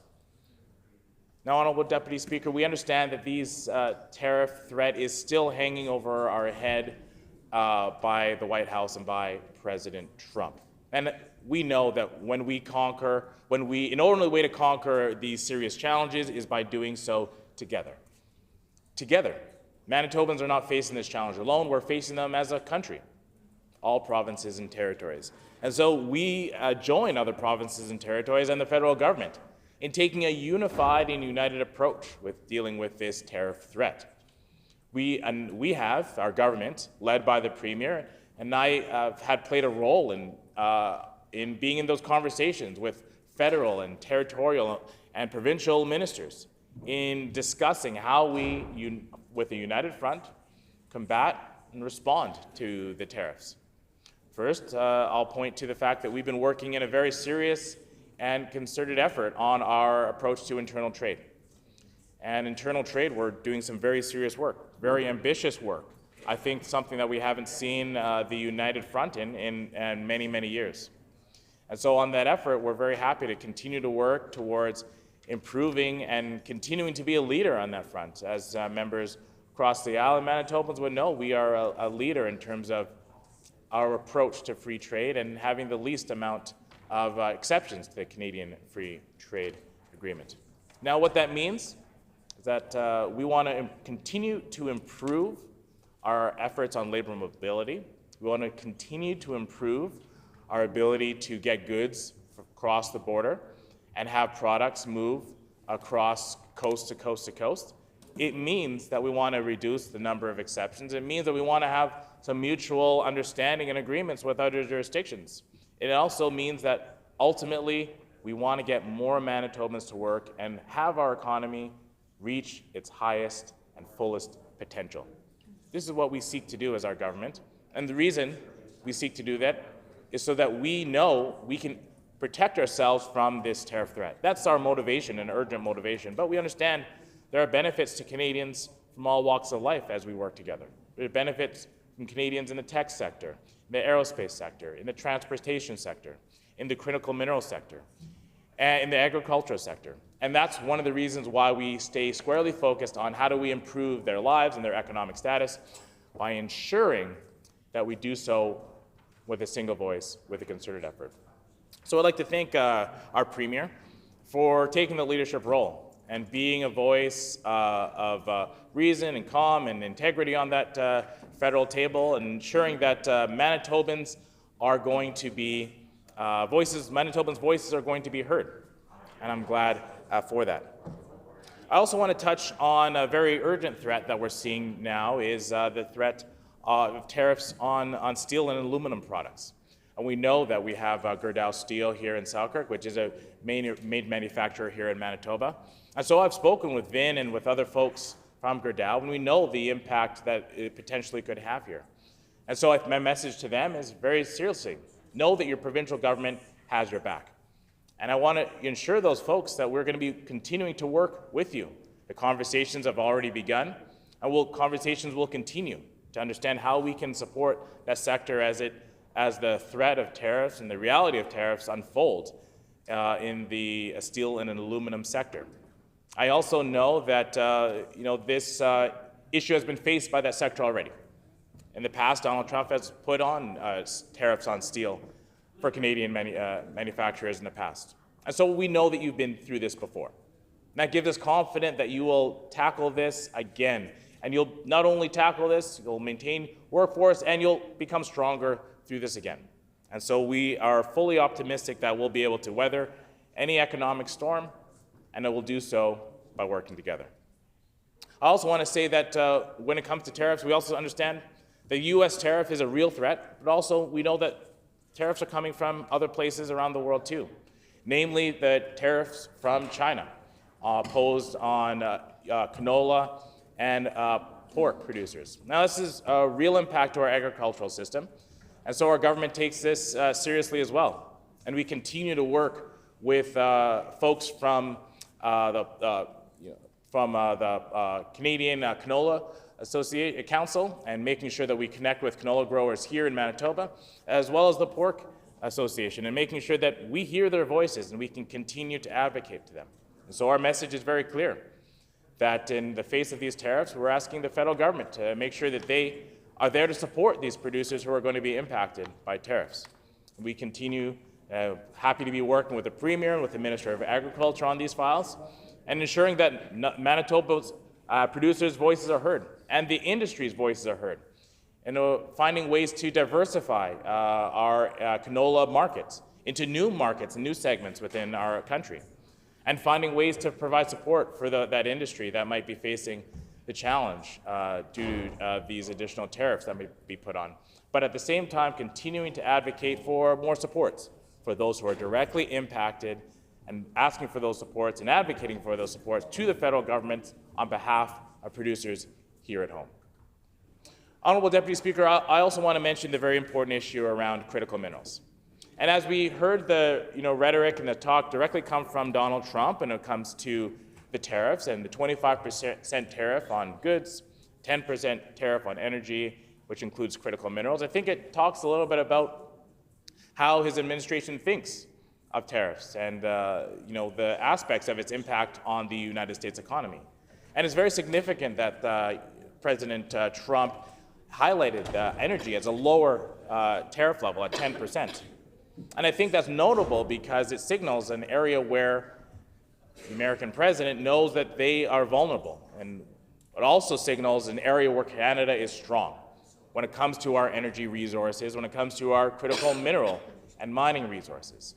Now, we're very happy to have a wealth of critical minerals here in Manitoba, and in fact, some of the best geology anywhere in the country.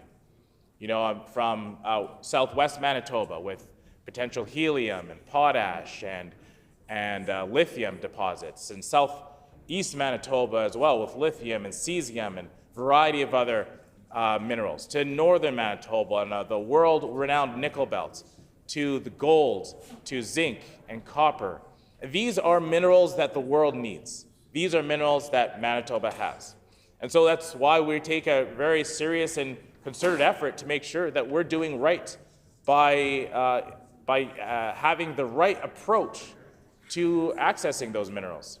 And so that critical mineral strategy that I was happy to present on behalf of our government last fall enables us to do that in the right way, by doing so in a way that respects environmental standards, by doing so in a way that works in collaboration with First Nations and the MMF, that works to put Manitobans to work and increase and enhance our workforce, to do so in a way that works for the business community by speeding up and shortening the length of time to accessing permits and other requirements to get projects off the ground, and ultimately grows and benefits our economy.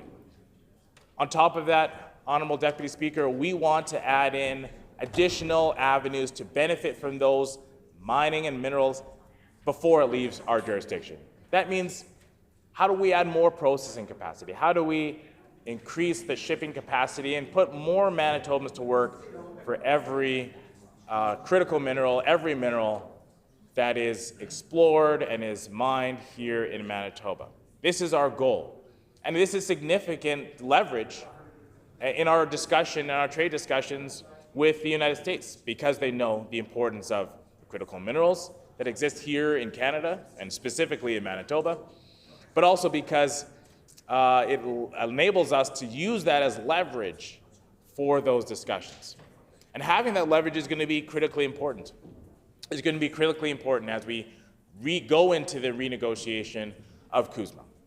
And as that process unfolds over the next year and a half, we know that we need to be a strong, united jurisdiction, using our advantages to lead us in that negotiation, our advantages like our energy sector, like our critical minerals. But also understanding that one of our greatest advantages is our unity as a country.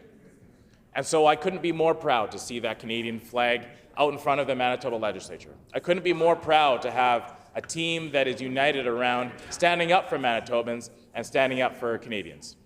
A team that is proud to get our elbows up when we need to.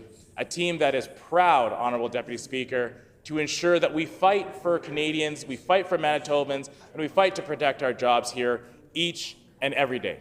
And as we continue to advocate for Manitobans' good jobs, whether that's at the federal level or whether at the international level, we will keep up that fight and we'll keep protecting jobs here each and every day for Manitobans, and I'm proud to do that work alongside all of my colleagues here. Thank you very much, Honourable Deputy Speaker.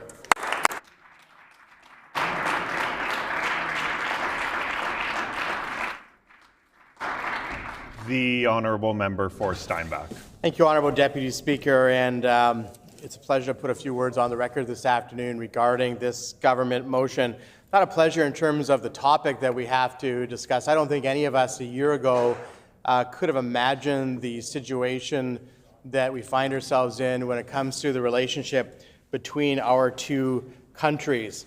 I've often heard it said in this House from members of all sides of the House, regardless of political parties, about the strength of our relationship when it comes to our American neighbors. And I think we all have believed that and valued that for many years, and I don't think it's ever really been a partisan issue, Honourable Deputy Speaker. I mentioned in my private member statement earlier today that I had the opportunity up until the summer of last year at a meeting in Columbus, Ohio, where I stepped down from the position of co-chair of the Canada-U.S.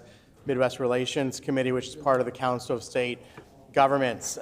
Served on that committee for about 10 years with 3 different co-chairs, American co-chairs, and always found that a valuable experience. Not that there wasn't disagreements, there were often disagreements, country of origin labeling being one that comes to mind quickly, where we ended up going to the national CSG to push for a resolution that passed that was against the country of origin labeling. And we're able to come to, with the help of many Midwestern states, a common front to bring to the U.S. administration at the national level at that time. And as I mentioned, I don't think even in those disagreements or disputes that I ever felt from the committee members, and it's a fairly large committee made up of representatives from the Midwestern states, about 13 to 14 states, and then 2 or 3 of the Midwestern provinces, ever felt that the relationship was in jeopardy. There was always respect between committee members. There was always a recognition that the dispute that we were having at the time wouldn't in any way imperil the relationship long term. And yet here we are, where Canadians are booing the national anthem at sporting events, Canadians feel anger, Canadians feel disappointment. I think Americans largely feel confusion about how it is that we got to this point. Many of them don't understand the impact of the tariffs, and most of them don't understand the comments from President Donald Trump in regards to Canada becoming the 51st state. Of course, as that started off, many Canadians and Americans, I think, wrote that off as a joke, that it wasn't serious, that it's just something that the president said because he sometimes says a lot of things that people can't understand and don't seem to be particularly serious. But as time went on, it became clear that there was some seriousness behind his comments. The reference to, and I don't spend a lot of time in this House defending Prime Minister. I don't think he's resigned today, so I think he's still the Prime Minister, Justin Trudeau. But the comments by President Trump referring to Prime Minister Trudeau as the Governor of Canada were insulting. They're wrong, and they are not becoming of the leader of the free world. And so this crosses party lines. It's not a partisan issue. This is about the dignity and the sovereignty of Canada. And we've seen now over the last number of weeks a surge in Canadian pride. Not that that pride had never been there, but sometimes it takes the threat by others for that surge of pride to take place, and we have seen that. And this was mentioned by my colleague from Springfield, the rationale early on for the tariffs by the Trump administration was regarding fentanyl and border security.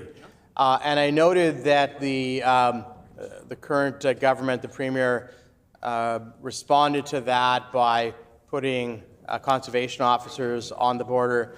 not particularly, I think, a great long-term solution, but I agree with him in one sense. He said at that time, what is the harm of strengthening our border? Even if the rationale of fentanyl crossing from Canada into the U.S. is not true in terms of a large quantity, what is the harm of strengthening our border? And I actually agreed with that comment from the Premier.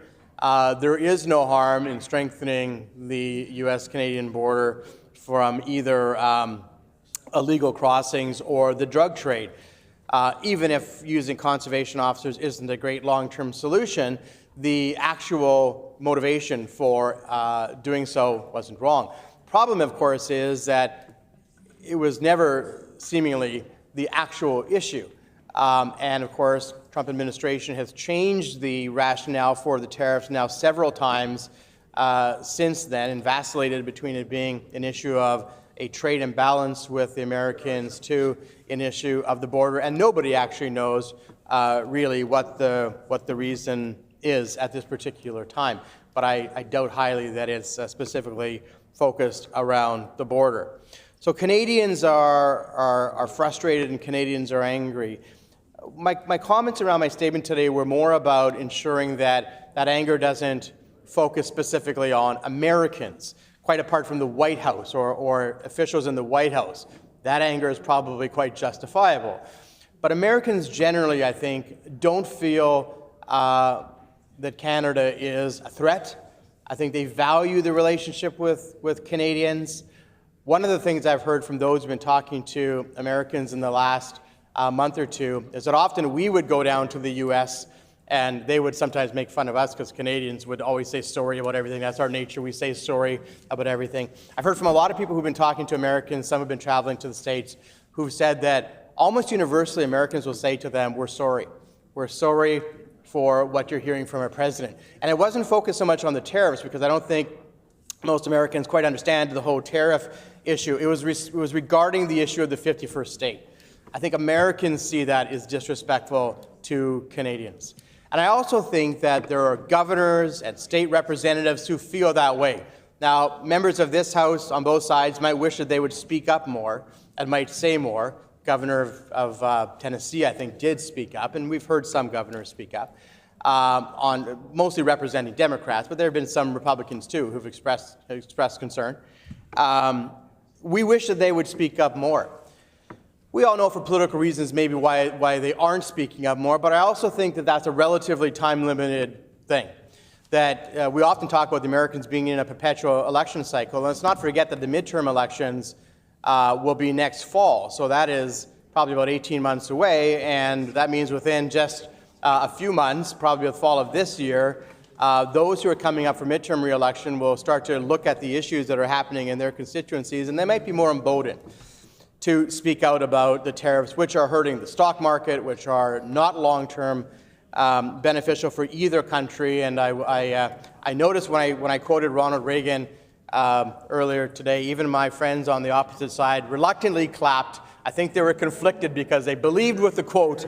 Yeah, the Attorney General acknowledges he agreed with the quote that Reagan was saying, but it was coming from Reagan, so it was tough. But I did appreciate that they acknowledged that whatever they think of the American president, of course, like Ronald Reagan, they don't have to, but they agreed with the sentiment. Of course, Reagan said that at the time when he was negotiating the free trade agreement with Brian Mulroney, the former Prime Minister of Canada. And he was defending the free trade agreement in America, because there were Americans who didn't believe that they should have a free trade agreement with us. And Reagan was passionately and eloquently speaking about the importance of that free trade agreement. So I believe strongly that most Americans value our relationship, and even as we go through this dispute for however long it lasts, I don't think that we should point the blame at the average American, who I still believe value the Canadian relationship, and that will sustain itself beyond this particular dispute. I would also say, and now I've defended Justin Trudeau, I've spoken about Ronald Reagan, and now I'm going to defend Gary Dewar. So I'm now going to cover all political spectrums here. And Gary Dewar, when he was the premier of the province, when people are wondering why I'm back here, well, they're going to find out now.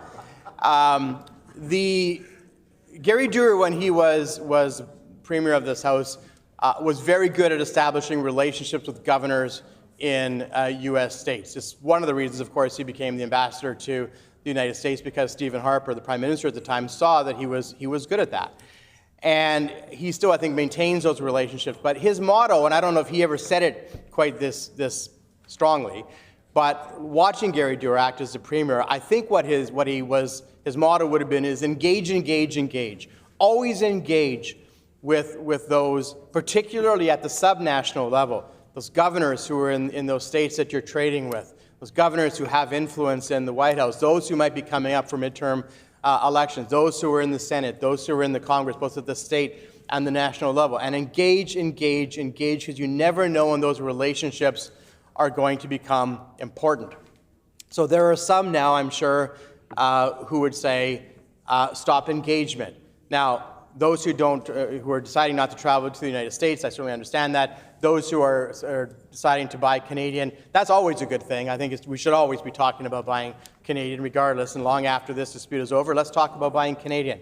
But I do think it's important for us as elected officials to continue to engage with our American counterparts, even if we feel frustrated, even if we feel they're not speaking out enough on our behalf, even if we feel that we're not getting the results that we want, or that the message isn't getting to the people that it needs to get to. Isolationism isn't going to work for the United States, and it's not going to work for Canada either. And officials need to continue to engage with those American officials to try to come to a resolution on this issue. So absolutely, Gary Dewar's model of engage, engage, engage with the American officials was the right one, and I think he proved that it was successful in a number of things, and I think we need to continue to emulate that. And I would say that to all members of this House, not just to those who are in government. And finally, we need to continue to look for not only other markets, and that's been described. It's been a failing of governments, successive federal governments, to not do enough to ensure that we could get products to the market, other markets, and that means pipelines, yes, and that means getting minerals and other resources out of the ground, yes, and finding other markets, and maybe that means ensuring that places like Churchill or maybe Port Nelson have the ability to be more commercially viable, yes, absolutely, because if you don't use the North, you lose it. And a large part of this dispute, a large part of President Trump's desire to acquire Greenland, for example, or perhaps to have Canada become part of the 51st state, is about controlling the Arctic.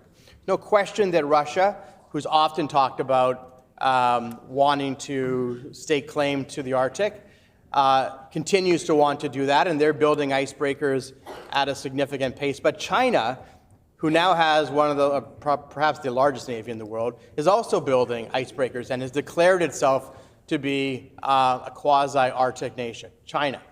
So perhaps the U.S. government's concern about the Arctic is not necessarily unfounded, and that issue is one maybe that successive Canadian governments haven't taken enough steps to address.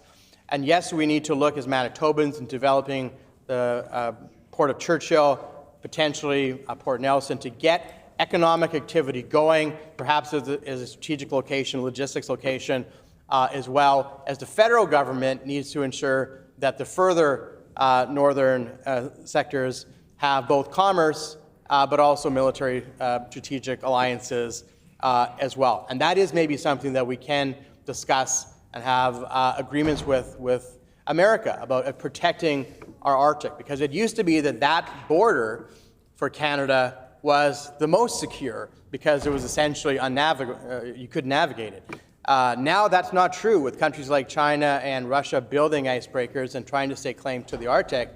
We see more and more that is a vulnerable border for Canada. And we do need to take steps to secure the Arctic to ensure that our sovereignty there is guided as well.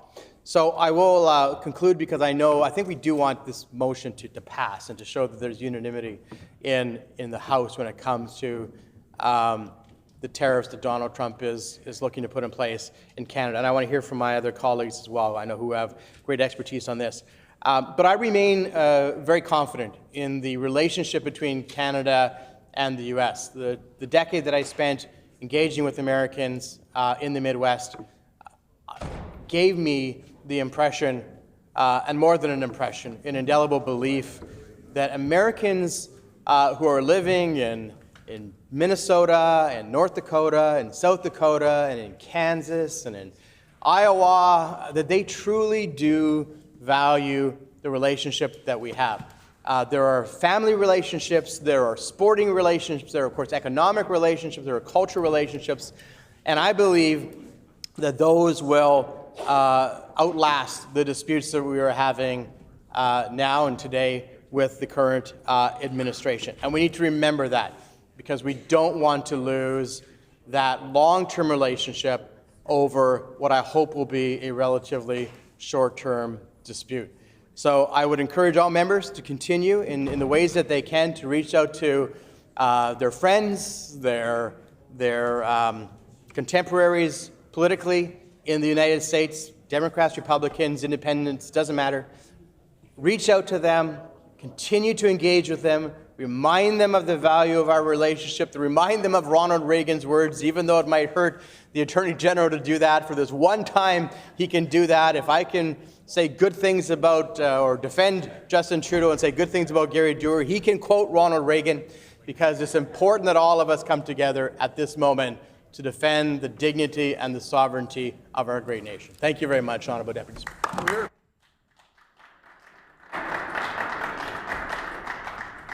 The honourable member for Waverley.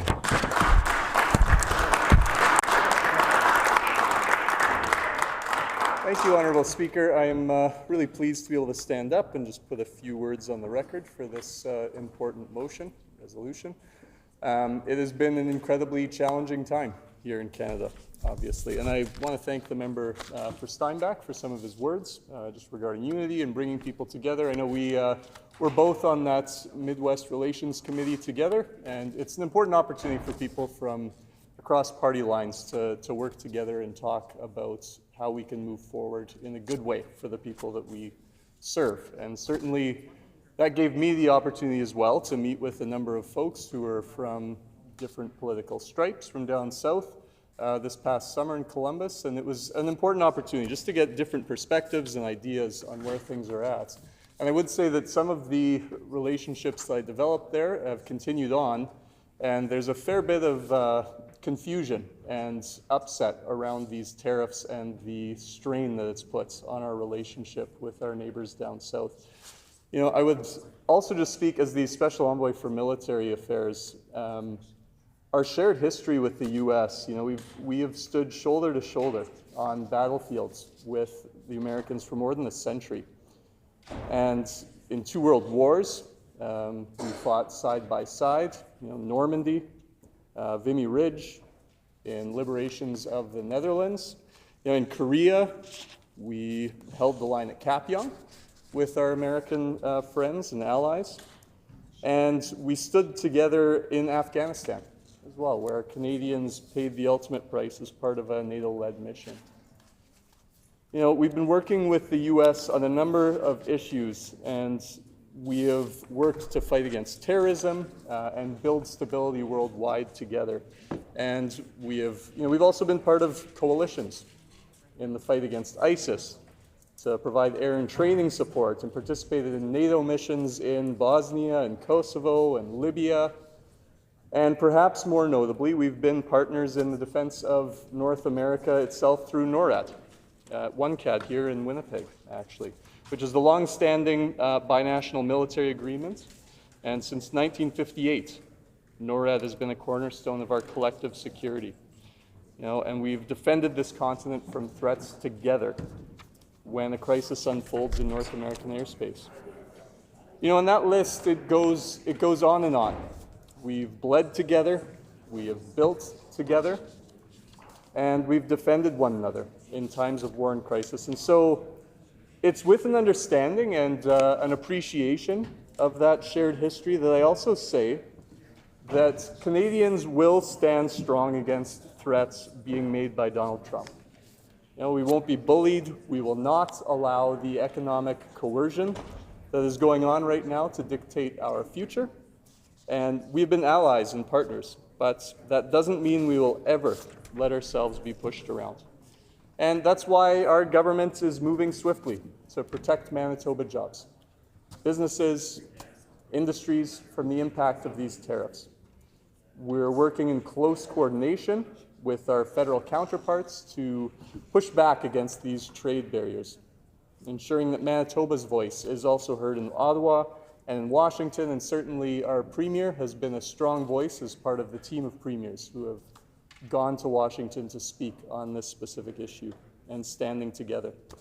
You know, we're already engaging directly with businesses and industry leaders who are most affected because we understand that Manitoba's economy is built on trade. And we are supporting our agriculture sector, which has long been a target of U.S. protectionism, and working with manufacturers to safeguard supply chains that stretch across the border. You know, we're looking at ways to strengthen Made in Manitoba solutions so that our industries are less vulnerable to external pressures. We're also reinforcing our trade relationships beyond the United States, because while the U.S. is our largest trading partner, they are not our only one. You know, I will say, though, I do want to make an important point, because this is all about standing together, and it's not often that I see such blatant hypocrisy in this space as last week when members opposite truly outdid themselves in this regard. You know, they brought forward a matter of urgent public importance regarding Trump's tariffs. They stood in this chamber to feign outrage and pretend to be the loudest voices, but let's be clear, this was not necessarily about defending Manitoba's workers or economy. I think this was about political expediency, to be quite frank, about trying to distract from the fact that their own party is compromised on this issue. So just weeks ago, the member for Fort White, a leadership hopeful, thanked Donald Trump for these tariffs. And when he was pushed on it, he stood up and he doubled down, and then he actually suggested that the foreign interference, the pressure politically to have a prime minister removed, was a good thing, and was grateful for that. And I think the member for Steinbach actually spoke directly to the importance of why this should not be a partisan issue. If somebody is interfering with our government or changing the way that we proceed politically, that's an infringement on our democracy here in Canada. And that obviously was something, it was a misstep, obviously, by the MLA for Fort White. But instead of apologizing, he doubled down again, which is absolutely befuddling to me and deeply troubling, to be honest. It's befuddling, but it's also troubling. You know, I don't want to take too much more time here. I just wanted to point out how deeply disappointed I was that a member in this chamber would stand up and put those things on the record and then double down on them. And I would hope that he would have the opportunity to reflect on what he said and how damaging that can be for unity here in Manitoba. You know, and I will just say that I was out walking around in Bridgewater, in my constituency of Waverley, a couple weeks ago. I ended up having a conversation with, and I'll say a long-time member of the Conservative Party. And it was a great opportunity for us to talk just about unity in general, and how he was incredibly proud right now, even though he has voted Conservative in the past, to have a strong leader like Premier, the Premier that we have here in Manitoba, standing up for Manitobans and bringing people together.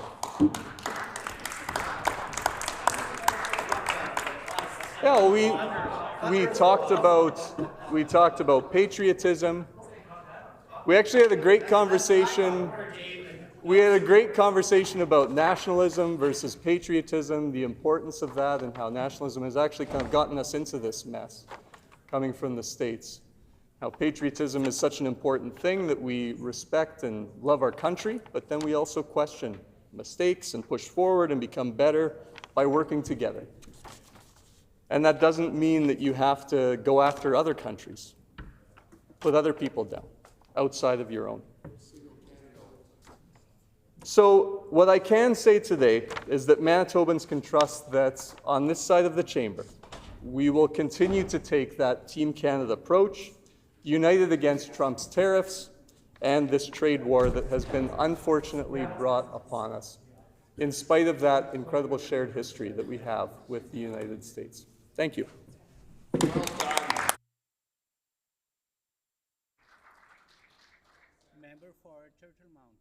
Thank you, Honourable Deputy Chair. I just want to put a few words on the record when it comes to this resolution regarding tariffs and standing firm together to look at Donald Trump's tariffs as a big issue here right now in the world. And the fact is, we're not the only ones. We see Mexico, we see China now. And the fact is, you know, I've been a financial planner back in the day since I was since early 1990s. I remember some of the books I read over the years was about globalization and the importance of, as the economy, how it actually evolves, and the importance that, you know, globalization is so important in this day and age now. And I also look at the policies that Donald Trump is looking at is about his immigration. And the fact is, what he wants to see by doing these tariffs, and even my colleague from Steinbeck said about Ronald Reagan. I remember Ronald Reagan, I posted it on Facebook about how he said that tariffs were not great. They're terrible, because the fact is it makes no competition in your country. You've become complacent. And as with this whole globalization, it made every country, every company in the world very competitive. And this is where the comment that Ronald Reagan had indicated back in the day when he was president in the 1980s. And it resonated with me that the importance of globalization, and it's so complicated when it comes to parts, especially for cars. We probably see parts all over the world being manufactured to assemble into a car. And the factor here is that car can be moving back and forth between borders. Does that mean that every time a part gets put on a vehicle and goes to the other country, does that mean 25% each time it crosses? So this can be a big impact. As much as it's 25%, it can be even greater than that. It could be close to 50%, maybe 75%, depending on how many parts are integrated into our globalization economy. And so this is really concerning to me. When he looks at policy when it comes to immigration, he wants more manufacturing to be happening in the United States. But my biggest concern about that is that it's an aging population, just like Japan. Japan found out back in the 1980s, they didn't have a baby boom generation like North America had after the war. They actually had a depopulation. And when I read a book called, I recommend everybody to read this book, it's Lexus and the Olive Tree. It talks about how Lexus, the car in Tokyo, when it gets manufactured in Japan, that none of the vehicle assembly is actually touched by humans. It's all robotic. And back in the 1980s, it's Japan that really needed the robotic, because the fact is they didn't have the workforce that they needed to make sure that the manufacturing ramped it up. And what they had to do is they had to look at other countries to export their goods and services. Like now in North America, a lot of our vehicles are Japanese. It includes Toyota. It includes, actually I found out that Subaru is partly owned by Toyota. Honda, so there's so many car manufacturers that are Japanese made. And the fact is now that the concern that I have is that with the United States, who's going to do a lot of that work when it comes to the aging population, especially if they stop immigration like they're talking about? That is a big impact. And I think when we had in the past, we had a very good immigration policy. We basically knew that we get the best of the best to come to this country to actually, there's that Canadian dream. And the proud that we have as Canadians is that my grandparents we're all immigrants from England and Ukraine. And the fact is it's important that we keep our young generations, young population to work in those factories, those manufacturing.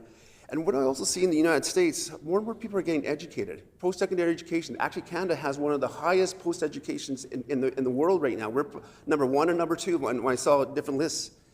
And it's the opportunity here that, even with the United States, more young people are getting the new information age jobs. They don't want to go back to work in factories.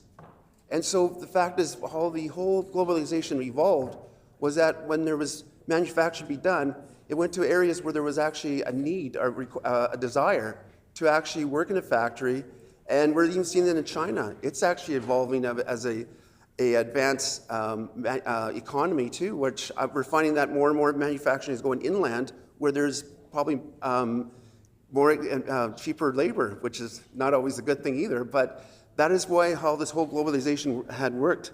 And to put tariffs on there, it's going to make it less competitive for Americans, and I think it's going to be detrimental to North America's economy. I believe now, like we missed the opportunity here with the Trudeau government when they canceled the Energy East pipeline.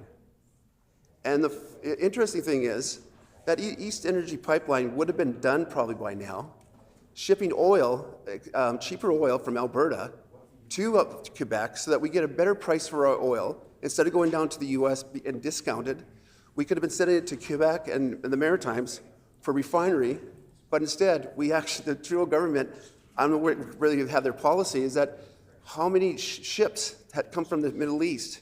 And what about the carbon footprint to bring all that oil into Eastern Canada?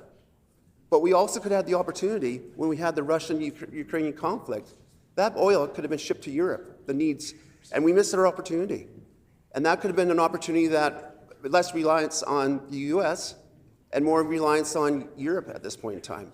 So we had a lot of missteps here when it came to that. And you remember, again, when it came to 9/11, I remember that day so well. I think everybody knows that day so well. When airplanes had to start flying into airports and they shut down the whole air traffic. And many of the international flights that were coming from Europe actually landed in Gander, Newfoundland. And now there's stories about that, how we were so welcoming to Americans, and now they basically saw that story as so important. And again, there was a play that was created but based on that storyline. And the other opportunities that we had too was that I had the opportunity to, as a legislature, been to the Midwest many times, created relationships. I remember being in the Speaker's office, working with the Speaker at the time, Murdo Dreger, as a Deputy Speaker, and I would go to the Council of State Government. And my very first Council of State Government was in Virginia, and it was in the importance of this Council of State Government and Williamsburg, Virginia. It's a very historical place to have a conference. I remember at Christmas time, Americans, they were dressed up in traditional 1700 outfits.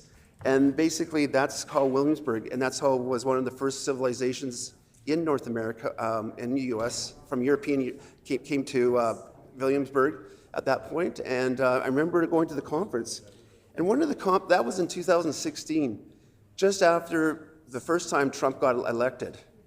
And then what happened was, the discussion that was at that conference was how we supposed to work together with the US states as provinces better, because we're not quite sure what the policy that Trump administration was going to put forward. And we talked, they actually wanted to rewrite the NAFTA agreement at that time. And so this is why it's so important that the second time, I guess Trump 2.0, I was at the opportunity to be at the Council of State Government in New Orleans this past December. And I remember the same concern was, if Trump got in, the administration, how is it going to change? And that was when the tariffs were first talked about, and had the opportunity to meet with many American legislatures there too, to talk about how this can really impact our states, our provinces, and how we have to work together as, more importantly, as legislatures to build that relationship and continue that relationship. Again, majority of the Americans do not look at Canada as the enemy, do not want us to be the 51st state. I had the opportunity going down to Florida with my family for many, many years. And we actually get to know people that actually, I call our neighbors our American mom and dad, because we had such a great relationship with them. And even them as being Republicans, they say that, we're not quite sure of all the 300 million people that we have in the United States, we had to pick this leader. So a lot of Americans are questioning Donald Trump's intent and the concern that they have too, because I think it's going to hurt us all. When it comes to uncertainty, being from the investment world, the markets do not like uncertainty. And this creates a lot of uncertainty when it comes to moving forward on this. And I worry about what direction we're really going. And we were such allies to the Americans. And my biggest concern is that the Americans were there to support my grandfather's homeland of Ukraine. And now that it's almost like Trump is taking sides of Russia, and we're actually, the way he's talking, we could be the Ukraine. And that's the concern that I have right now, is that what is his intent is? What is his end game with Canada? Is he going to try to cripple us economically, that we come to our knees? I think the opportunity here now is to show that Manitoba is open for business. And I think that this opportunity with this NDP government is that they dismantled the Economic Committee of Cabinet. It's great to go out and talk about your province and you come and do business, but when you do actions like basically create a whole bunch of labor laws that are going to hurt when it comes to investment in this province, the message that was sent in the last budget by the NDP government was to join a union and become a middle class. Well, when that message was put out there by investors who want to do business in this, where we were actually attracting in our government, they have very big concerns there. When all of a sudden, disruption of uncertainty of unions and where that is going, the concern is for a lot of businesses outside of the country who want to do investment here, or even companies that are actually doing business here. When they feel that there's the environment, it's not there to do business, well, they're going to go elsewhere. I got a company, and that's why it's so important for me to come up today, because I represent Turtle Mountain, which actually takes up 2/3 of the province that borders to the U.S. And I have a lot of constituents, a lot of business people, a lot of manufacturers who send a lot of their products down to the U.S.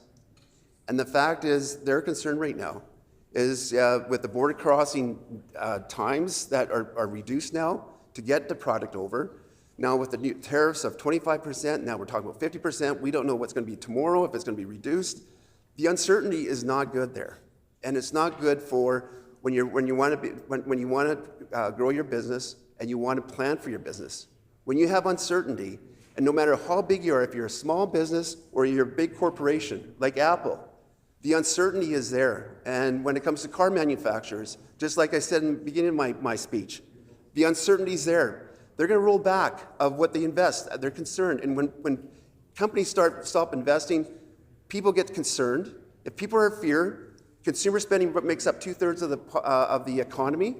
People stop spending, we can easily go into recession, especially with the uncertainty. So I just want to put these few words to say how important it is that we need basically, how would I put it here? We need predictability. We need to know that if you're in business, you want to know what the environment is. What is the policies that each government's going to create? And that's how you determine how you invest, and if you want to invest more into your company, or you take it out, or you reduce it, or you sell it. That is going to be the big factor here of the uncertainty. We need certainty when it comes to the world economy right now. And right now, this president is putting a lot of uncertainty there. And a lot of people can be losing their jobs. They can be losing their value of their pensions. This is not good for what I believe a lot of Americans voted for.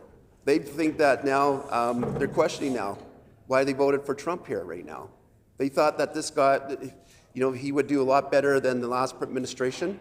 But right now with uncertainty, no one knows where they're going. So, Honorable Speaker, I just wanted to put a few words about this resolution and making sure that we all come together to make sure that we stand together when it comes to Trump's tariffs. Thank you.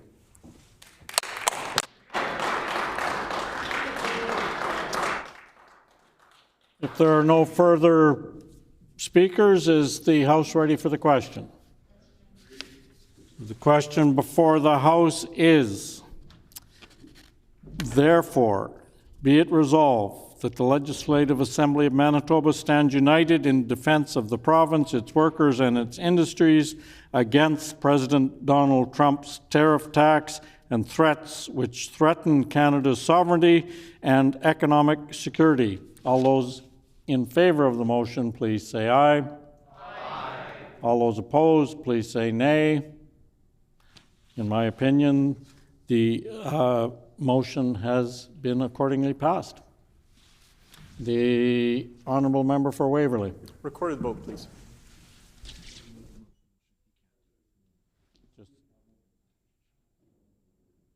The Honourable Minister of Advanced Education and Training. Recorded vote, please. A recorded vote has been asked for. Please call in the members.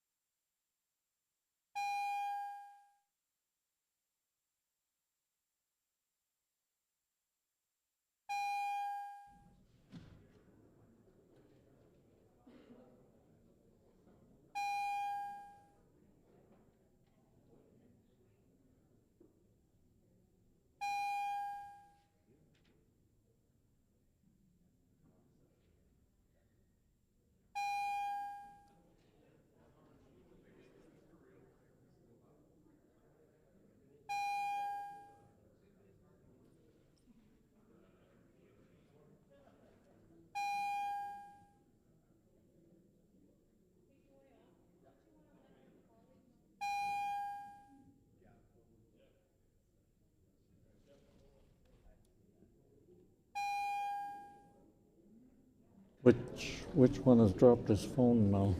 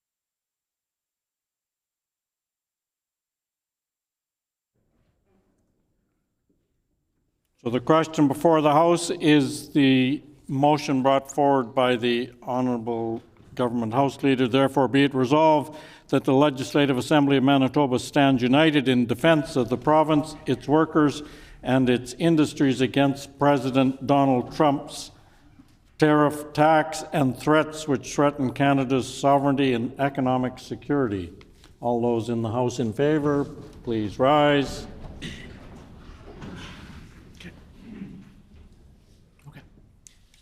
Honourable Mr. Canoe. Honourable Mr. Canoe. Honourable Minister Fontaine. Honourable Minister Fontaine. Honourable Minister Schmidt. Honourable Minister Schmidt. Honourable Mr. Wiebe. Honourable Mr. Wiebe. Honourable Minister Asaguera. Honourable Minister Asaguera. Honourable Minister Sala.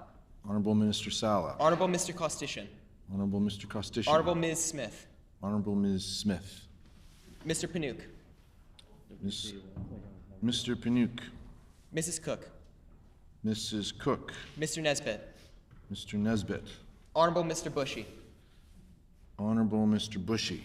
Honourable Mr. Simard. Honourable Mr. Simard. Honourable Minister Marcelino. Honourable Minister Marcelino. Honourable Minister Kennedy. Honourable Minister Kennedy. Honourable Mr. Moses. Honourable Mr. Moses. Honourable Minister Cable. Honourable Minister Cable. Honourable Minister Naylor. Honourable Minister Naylor. Honourable Minister Sandhu. Honourable Minister Sandhu. Honourable Minister Moyes. Honourable Minister Moyes. Honourable Minister Morose. Honourable Minister Morose. Ms. Byram. Ms. Byram. Mrs. Hebert. Mrs. Hebert. Mr. Jackson. Mr. Jackson. Mr. Wochuk. Mr. Wochuk. MLA Bariza. MLA Bariza. Mr. Balkan. Mr. Balkan. Mr. Schuler. Mr. Schuler. MLA Morose. No. Oh, sorry. MLA Malloway. MLA Malloway. Mr. Blashko. Mr. Blashko. MLA Chen. MLA Chen. MLA Pankratz. MLA Pankratz. MLA Devgan. MLA Devgan. MLA Compton. MLA Compton. Mr. Oxenham. Mr. Oxenham. MLA Loisel. MLA Loisel. MLA Dela Cruz. MLA Dela Cruz. Mrs. Shaw. Mrs. Schott. Mr. Brar. Mr. Brar. Mr. Gertzen. Mr. Gertzen. Mr. King. Mr. King. Mr. Ginter. Mr. Ginter. Mr. Narth. Mr. Narth. Mr. Prashad. Mr. Prashad. MLA Lamoureux. MLA Lamoureux. MLA Cross. MLA Cross.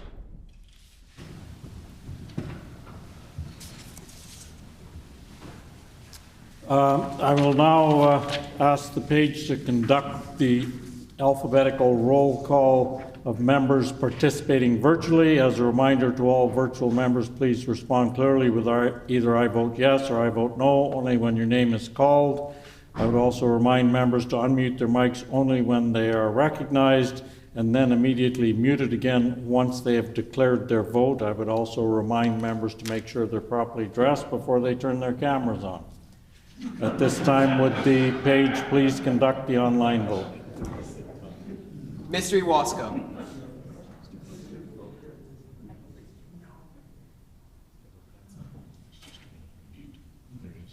I vote yes. Mr. Owasco votes yes. Mr. Khan. I vote yes. Mr. Khan votes yes. Ms. Laughlin.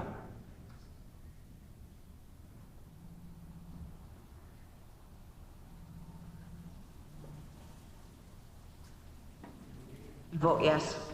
Ms. Laughlin votes yes. Emily Redhead. I vote yes. Emily Redhead votes yes. Mrs. Stone. I vote yes. Mrs. Stone votes yes. Mr. Wharton. I vote yes. Mr. Wharton votes yes. Well done. Thank you very much.